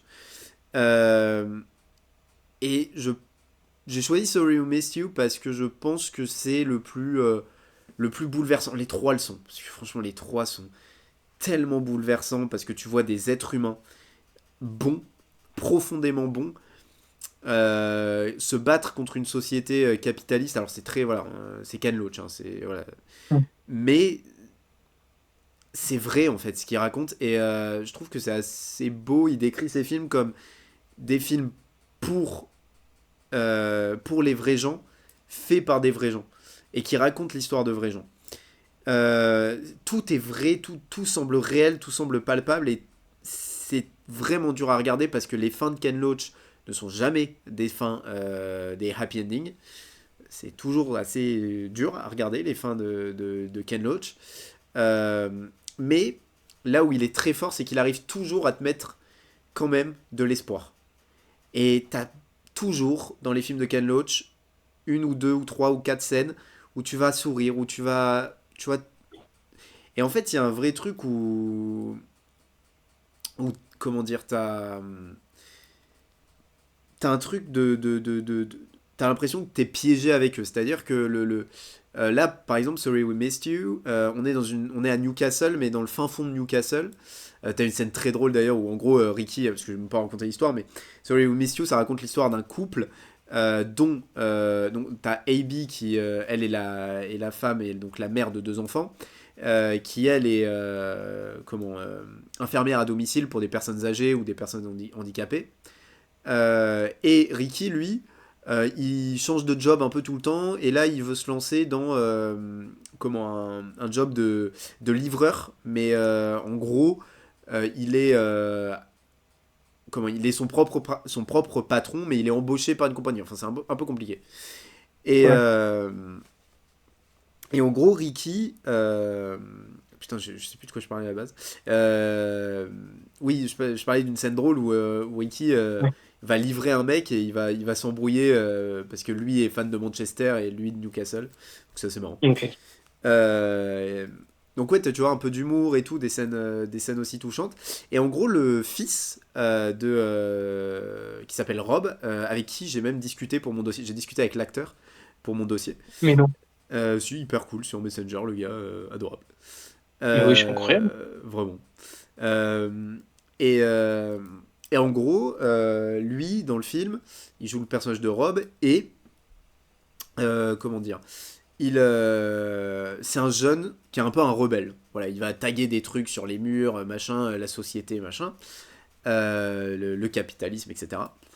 Mhm. C'est assez contradictoire parce que il aime ses parents, mais il en peut plus de les voir se niquer la santé. Euh, 12 heures par jour, ils travaillent 12 heures par jour pour rien en fait. Ils ont pas de vie et donc il y a vraiment beaucoup de questions autour de ça. Je vais pas rentrer trop profondément, mais limite, enfin moi j'ai limite envie de faire une vidéo, ce qu'ils appellent une vidéo essai aux États-Unis, je sais pas, limite en anglais, parce que j'ai écrit tout un truc sur 6 films, mais sur la pauvreté au UK et je trouve ça, j'ai vraiment trouvé ça hyper intéressant, j'ai adoré travailler là-dessus. Et limite, je vais en faire une vidéo, ça pourrait me chauffer, je sais pas. Je verrai bien, mais Ok. où en gros, je lis mon truc parce que j'ai fait un truc très Ouais. poussé et très voilà, dans une analyse vraiment profonde. Mais je vais pas partir là-dessus sur Sorry We Missed You, mais tout ça pour dire que Sorry We Missed You, c'est un excellent film, extrêmement intelligent. Pour moi, le meilleur là, des Ken Loach que j'ai vu, mais les trois sont excellents. Les trois que j'ai vus sont excellents. J'ai pas pu malheureusement aller voir The Old Oak qui est sorti là, en 2023, qui est sorti là il y a Ah quelques oui. semaines, son dernier film. J'ai pas eu le temps d'aller le voir malheureusement. Mais je pense que je vais enchaîner les. Là, faut que je me calme sur les films de Ken Loach parce que c'est vrai que c'est. Surtout que j'ai vu 6 films qui traitent de ce sujet-là. Donc en une semaine ou deux, donc j'avoue que c'est un peu. À la fin, t'es limite en dépression. Un peu rude. Ouais, vraiment, mais je vous recommande, si je dois vous recommander un Ken Loach, peut-être pas Sorry We Missed You, je partirais plus sur Sweet 16. Mais moi, celui qui m'a le plus. Enfin, les trois là sont exceptionnels. Mais Sorry We Missed You m'a vraiment, vraiment touché la fin et. Oh là là. Enfin, c'est un film incroyable et où tu te sens piégé avec eux dans cette société où t'as l'impression, et surtout pour les enfants, qu'ils n'ont aucun avenir. Voilà, ils viennent d'une société rurale et d'une famille extrêmement pauvre et t'as juste l'impression qu'ils sont piégés. Donc ouais, c'est très dur à regarder, mais t'as ces moments d'espoir aussi. C'est du Ken Loach et c'est vraiment un cinéaste à part entière. Un cinéaste D'accord. unique et c'est trop bien des cinéastes comme ça où vraiment il y a que lui quoi. Bon après il a été beaucoup imité. Je parlais de The Selfish Giant là quand je parlais de How to Have Sex. Tu vois, maintenant aujourd'hui Ken Loach il est énormément copié, mais lui Mm. a amené ce cinéma là et je trouve que c'est un cinéma très très intéressant et dont on parle pas assez et putain c'est hyper intéressant et j'en ai appris beaucoup sur la pauvreté au UK et l'importance et à quel point Margaret Thatcher a changé les choses, pas dans le bon sens. Donc ouais. Ouais. Si vous voulez vous intéresser à Ken Loach, Sorry We Missed You, je sais pas si c'est la meilleure porte d'entrée pour moi, c'est Sweet 16. Mais avec Daniel Blake aussi, c'est incroyable. Enfin bref. Du très haut niveau, Ken Loach. Moi, Ken Loach, je connaissais de nom, mais j'avais jamais vu aucun de ses films, et j'en ai toujours pas vu donc. Mais là, de tout ce que tu me dis, ouais, il faudrait que je commence cette filmo. Bah, c'est tellement Donc, unique que même si, tu vois, après, tu vas aimer ou pas aimer, mais c'est tellement unique ouais, que ça vaut le. Enfin, il faut regarder, quoi. ça vaut le détour, quoi. Ça vaut le coup d'œil, quoi. Ah, là, t'as vraiment d'être ça, Harry, là. Quelle est ta deuxième position, la team? Ma deuxième position, Atonement, Reviens-moi en français. À regarder sur MyCanal, voilà, si ça intéresse quelqu'un. Moi, personnellement, non. Euh, ok, ben parfait. Alors, ben, je passe au premier, du coup, à la Voilà. première place. Non, Atonement, c'est donc avec James McAvoy, Keira Knightley, donc bien connue des services de Pirates des Caraïbes, Saoirse Ronan, bon là c'est en termes de prononciation c'est compliqué, mais c'est celle qui joue avec. J'ai plus rien là, il y a plus de vocabulaire, il y a plus de. Celle qui joue avec celle qui a réalisé Barbie là, enfin dans les films de. Ça va? Tu fais un Aide-moi, AVC ou quoi? faut que Je tu vois m'aides. pas, je vois pas où tu vas en venir. Celle qui a réalisé Barbie. Ah, Greta Gerwig. Oui, bah voilà. Et bah Saoirse Ronan, là, elle a joué dans un film de Greta Gerwig qui s'appelle, je sais plus, j'y plus rien là. Les filles Bref, machin, là. ouais, Avec Timothée Lady Chalamet, non? Bird. Lady Bird. Ah non, ok, je pensais pas lui. Je crois que c'est avec Timothée Chalamet. Non? Non, ça c'est les filles de je sais pas quoi. Ok. Il y a aussi, et ça m'a surpris pendant le film, il y a Juno Temple dedans. Ok. Il y a Benedict Cumberbatch. Et je vois qu'il y a Mais bon. aussi Harriet Walter, et qui joue aussi dans Ted Euh, Lasso. La daronne de Ah Rebecca. oui, oui, oui. Ouais, oui. Et qui joue dans Succession aussi, hein. Ah, ça, je sais pas, mais je verrai. Mais donc le synopsis, août 1935, malgré la canicule qui frappe l'Angleterre, la famille Tallis mène une vie insouciante à l'abri dans sa gigantesque demeure victorienne. La jeune Brioni a trouvé sa vocation, elle sera romancière. Mais quand du haut de ses 13 ans, elle surprend sa sœur aînée Cecilia dans les bras de Robbie, fils de domestique, sa réaction naïve face au désir des adultes va provoquer une tragédie et marquer à jamais le destin du jeune homme. C'est un film qui est réalisé par Joe Wright. Je ne connaissais pas du tout, je ne sais pas du tout ce que c'est sa filmographie. Il y a eu quelques nominations, la Golden Globe de la meilleure musique, Oscar de la meilleure actrice dans un second rôle, Oscar du meilleur film. Il a C'est réalisé un... Cyrano avec Peter Dinklage, qui est l'un des plus gros flops de l'année 2022, en termes de Ah, box-office. Oui, oui, j'avais vu, c'est vrai. Enfin, j'ai pas vu le film, mais j'avais vu le flop. Ce film est d'une beauté. C'est l'un des films les plus beaux que j'ai jamais vus de ma vie, mais vraiment, pas forcément esthétiquement, même s'il y a des plans sublimissimes, mais en termes de ce que vivent les personnages, tu le ressentais. C'est comme tu disais juste avant, c'est tellement palpable. Enfin, c'est très. Il y a des parallèles à faire avec Ken Loach. Ouais, c'est en fait, c'est vraiment le point fort du film et enfin, tout était basé là-dessus. C'est cette beauté, c'est très très triste, très touchant, très. Tu ressens tout. Les relations entre les personnages est hyper forte. Le jeu de James McAvoy et Keira Knightley est génial. Sawyer, bref, Ronan. McDonald's. Les... Il n'y a rien. Euh, Il y a des scènes d'une beauté sans nom. C'est fou. Il y a une scène en plan séquence avec James McAvoy qui marche. Je vais pas dire où ça pourrait spoiler, mais dans un endroit particulier avec énormément de gens. Il y a beaucoup de figurants dans la scène, j'imagine. Il y a un plan séquence qui est extraordinaire. Il y a un gros plan sur le visage de James McAvoy à un moment du film où il se passe quelque chose aussi, où c'est tellement puissant. Enfin, j'ai plein de scènes qui me reviennent comme ça. Et le début du film est hyper doux, mignon, et direct, on passe dans la tragédie, là, comme c'est dit dans le synopsis. Et c'est très shakespearien, voilà, si tu peux me permettre. C'est magnifique. Atonement, je conseille Alors, vivement. si c'est Shakespearean, est-ce que c'est chiant à crever? Non, pas du tout. D'accord. Parce que j'étudie actuellement Shakespeare également, et donc C'est ça le cliché. c'est très très chiant. Ok, je connaissais pas du tout. Ça dure que 2 heures, et voilà, c'est incroyable. Ok, bon bah écoute Théo, on passe à ma première position. Allez, on fait Euh, ça. du coup, hein, c'est le principe du podcast. Allez, on est Euh, parti. ouais, ouais, j'ai saisi. Euh, Let's App- go. Apple, en route maestro. Apple Télé. Je sais pas si tu connais, je sais pas si t'as entendu parler. Non, enfin, j'ai découvert il n'y a pas longtemps, mais Ok, ça me bon. dirait. Fingernails. Alors, Ah, ce que je vais dire déjà, c'est n'écoutez pas spécialement les critiques parce que je vois que les notes sont pas excellentes. Bon, c'est mid quoi, mais c'est pas excellent. Je trouve que c'est un incroyable film. Alors, déjà, il y a beaucoup de choses qui m'ont hypé. Le synopsis. Euh, Anna soupçonne que la relation avec son partenaire n'est pas réelle.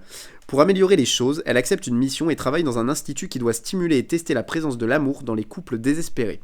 Bon, le synopsis c'est pas très bien, ne raconte pas très bien ce qui se passe. En gros, on est dans un futur proche et dans le futur proche, l'amour peut se tester via un test du coup, où en gros, bon, c'est un peu bête, mais on enlève un ongle du doigt, d'où le titre Fingernails, et on voit si le couple est compatible. Le test ne peut seulement dire si il y a 100% de compatibilité, donc les deux sont amoureux, 50% ou 0%. Mais si c'est 50%, la machine ne dit pas lequel est amoureux. Donc c'est évidemment important ok. dans le déroulé du film.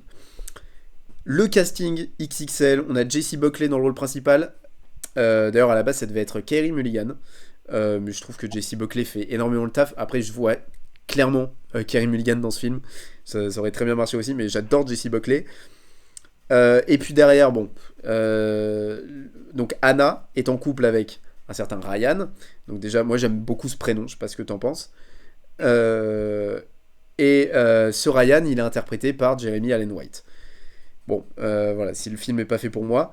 Et en plus de ça, tu rajoutes Riz Ahmed, qui est un acteur que j'aime d'amour. Profondément. Et en fait, il y a ce trio-là. C'est réalisé par Christos Nikou. Et Faut pas Christos, confondre avec Johan Mikou. je m'attendais pas du tout au nom Johan Mikou. Ça me ferait beaucoup rire un film par contre par Johan Mikou. Oui, sur sa vie, une Oui, autobiographie. putain. Et c'était son deuxième long métrage et son premier est super bien noté. Ça s'appelle Apples. Où c'est pareil, un peu, tu vois, au milieu d'une pandémie mondiale qui provoque une amnésie soudaine, Harry se retrouve inscrit dans un programme de rétablissement conçu pour aider les patients non réclamés à se forger une nouvelle identité. Bon, il a l'air d'être dans la SF un peu Ouais. poétique, etc. Donc ça, faudrait que j'aille voir très vite Apples. Et c'est un réal grec, mais le film est bien américain. Euh, pardon. Fingernails, pour moi, c'est un excellent film. C'est l'un de mes films préférés de l'année. Je trouve qu'il est d'une poésie, d'une beauté esthétique également. L'acting est parfait. Le film est... En fait, on te met un énorme coup de... Putain, c'est un futur limite dystopique sur les relations humaines. Parce que bah, on te montre les relations humaines qui ne sont plus qu'un test. Et on voit la vie donc, de Anna et Ryan être monotone. Il se passe rien, ils s'emmerdent. Mais c'est pas grave, ils ont le love test. Ils ont eu 100% au love test, donc c'est pas grave.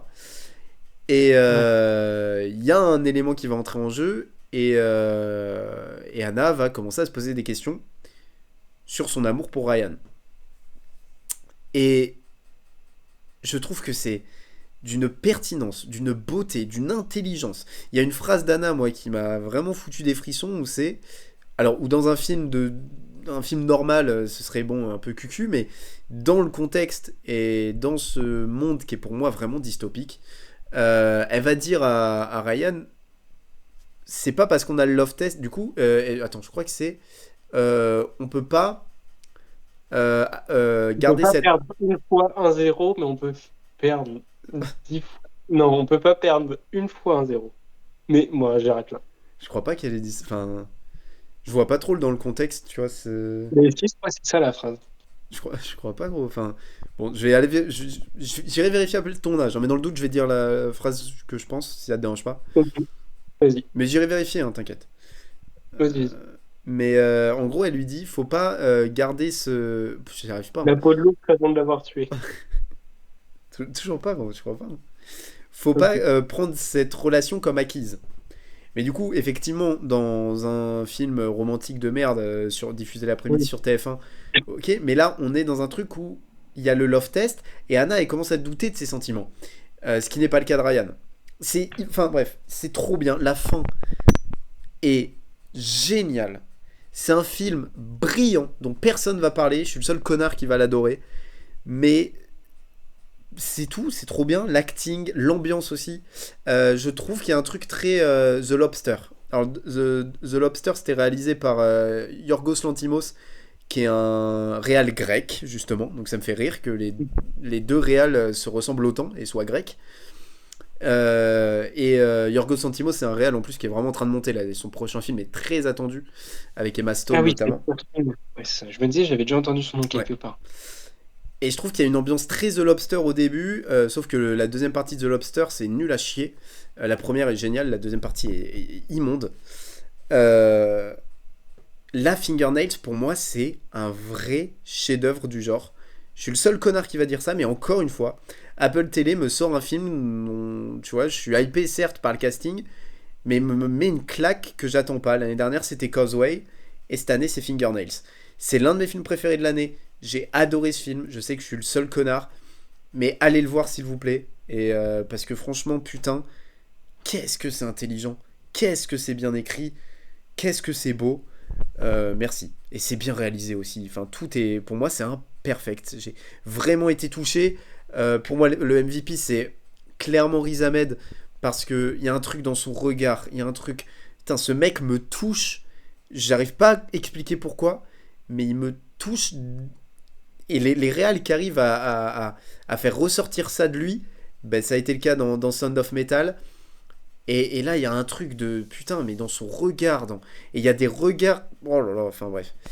Jeremy Allen White a un rôle un peu secondaire, mine de rien. Et voilà, les deux principaux restent Jessie Buckley et Riz Ahmed.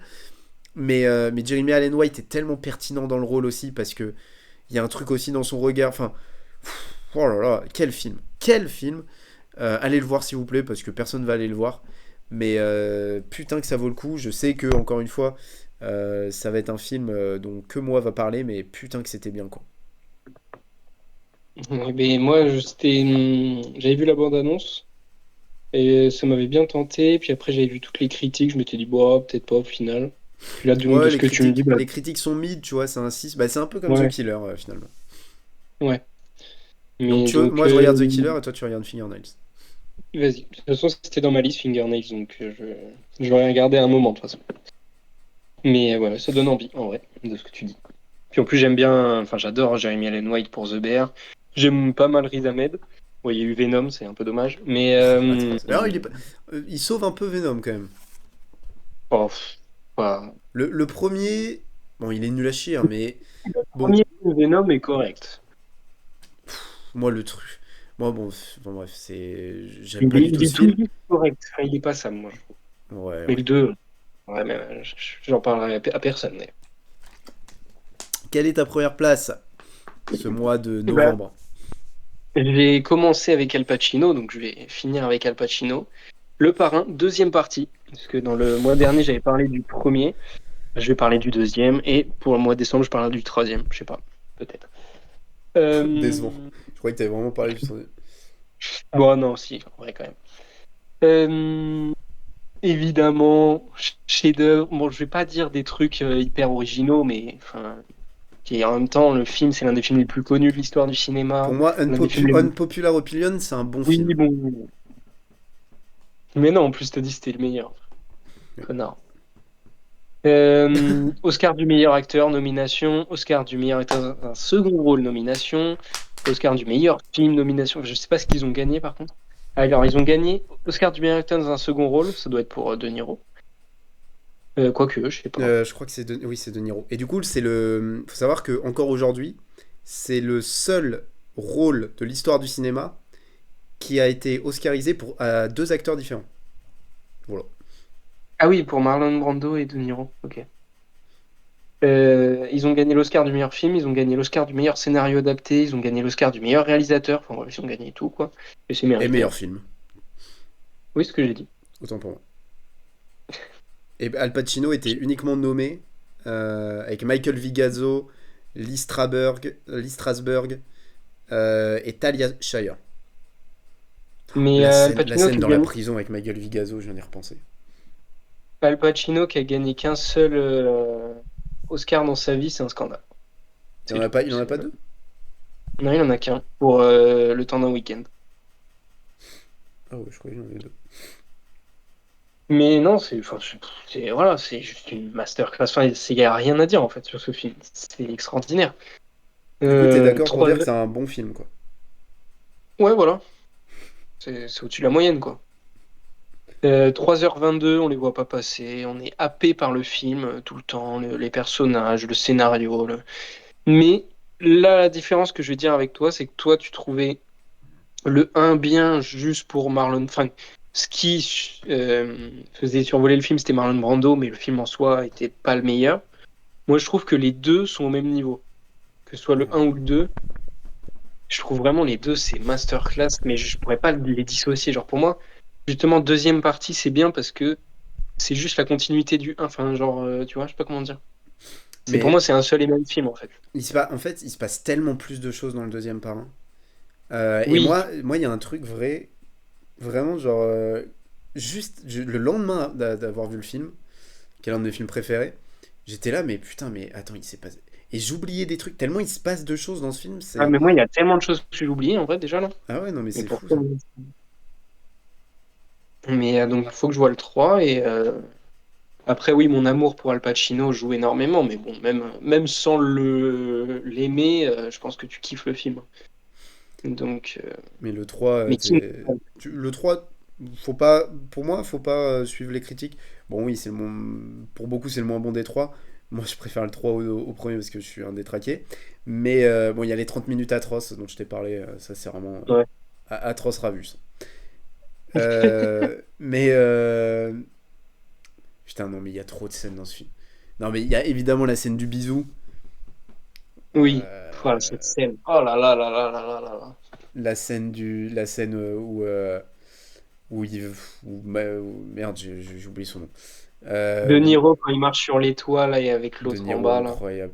Cette scène. La scène dans la prison où le mec lui dit bah, suicide-toi.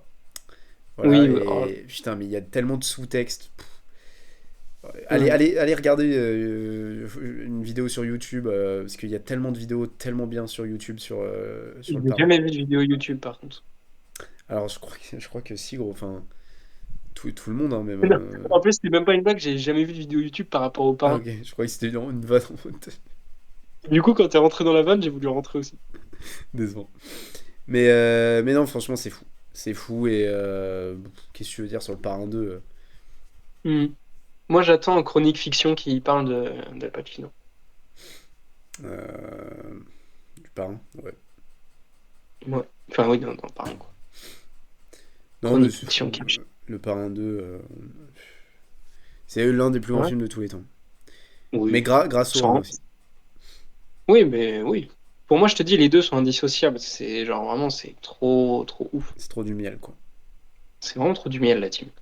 Vous êtes pas d'accord? Voilà, dites-nous en commentaire. Mais en tout cas, voilà pour novembre. Alors, donc Novembre est pas le film avec Jean Dujardin. pourquoi je rigole J'ai rigolé pour une gosse. Hein. Attends. Donc oui, merci de nous avoir écoutés. On se retrouve donc nous en 2024. Bonne année. Non, n'en fais pas. Si, si. Noyez Joël à tous. Noyé Joël. Tu sais que ma daronne s'appelle Joël en plus. Oui, je sais. C'est atroce. Euh... Ouais, je la connais bien. N'est pas noyé Joël. Bananier et pomme sautée. Santé et pas des pieds. On a fait ces vannes le nouvel an l'année dernière. Gros, sûrement, oui. Et on les refera cette année. Oui. Mec, en plus, je reviens de Finlande. Je crois on arrive à Paris à midi. Après, il faut que j'arrive à Alors, Royan. faut couper le podcast parce que ça n'intéresse pas les gens. Ah, pardon, oui. On est encore en podcast et bref, donc oui, nous on se retrouve début janvier. On verra, du coup, ça va être un peu. Voilà, on fera un peu en décalé. Bon. Mais du coup, aussi, pour la prédiction des Emmy Awards. Parce que les Emmy Awards, du coup, ils ont été repoussés début janvier aussi. Donc, il faudra qu'on fasse ça, Ok, plus prédiction des Emmy Awards si ça te chauffe. Et puis, vas-y. ouais, pour 2024, on fera ça pour les Emmy Awards et sûrement pour les Golden Globes et les Oscars. Pourquoi pas les Césars aussi. Ouais. Les Cesarito. Et Parce puis... qu'en fait, à la base, c'est italien, les Césars. Ah, et on pourrait faire le trophée Gaïa aussi, peut-être. C'est espagnol, ça. Ouais. Le mec qui veut T'as faire pas tous envie? les pays. Ouais, après, on fait les BAFTA. Voilà, en tout cas, merci de nous avoir écouté, la team. On se retrouve en Ouais. 2024. C'était mon premier à cette émission. On se retrouve à l'année prochaine. Hein. Ouais. Je coupe là-dessus. Ouais, on peut. Allez. Bisous.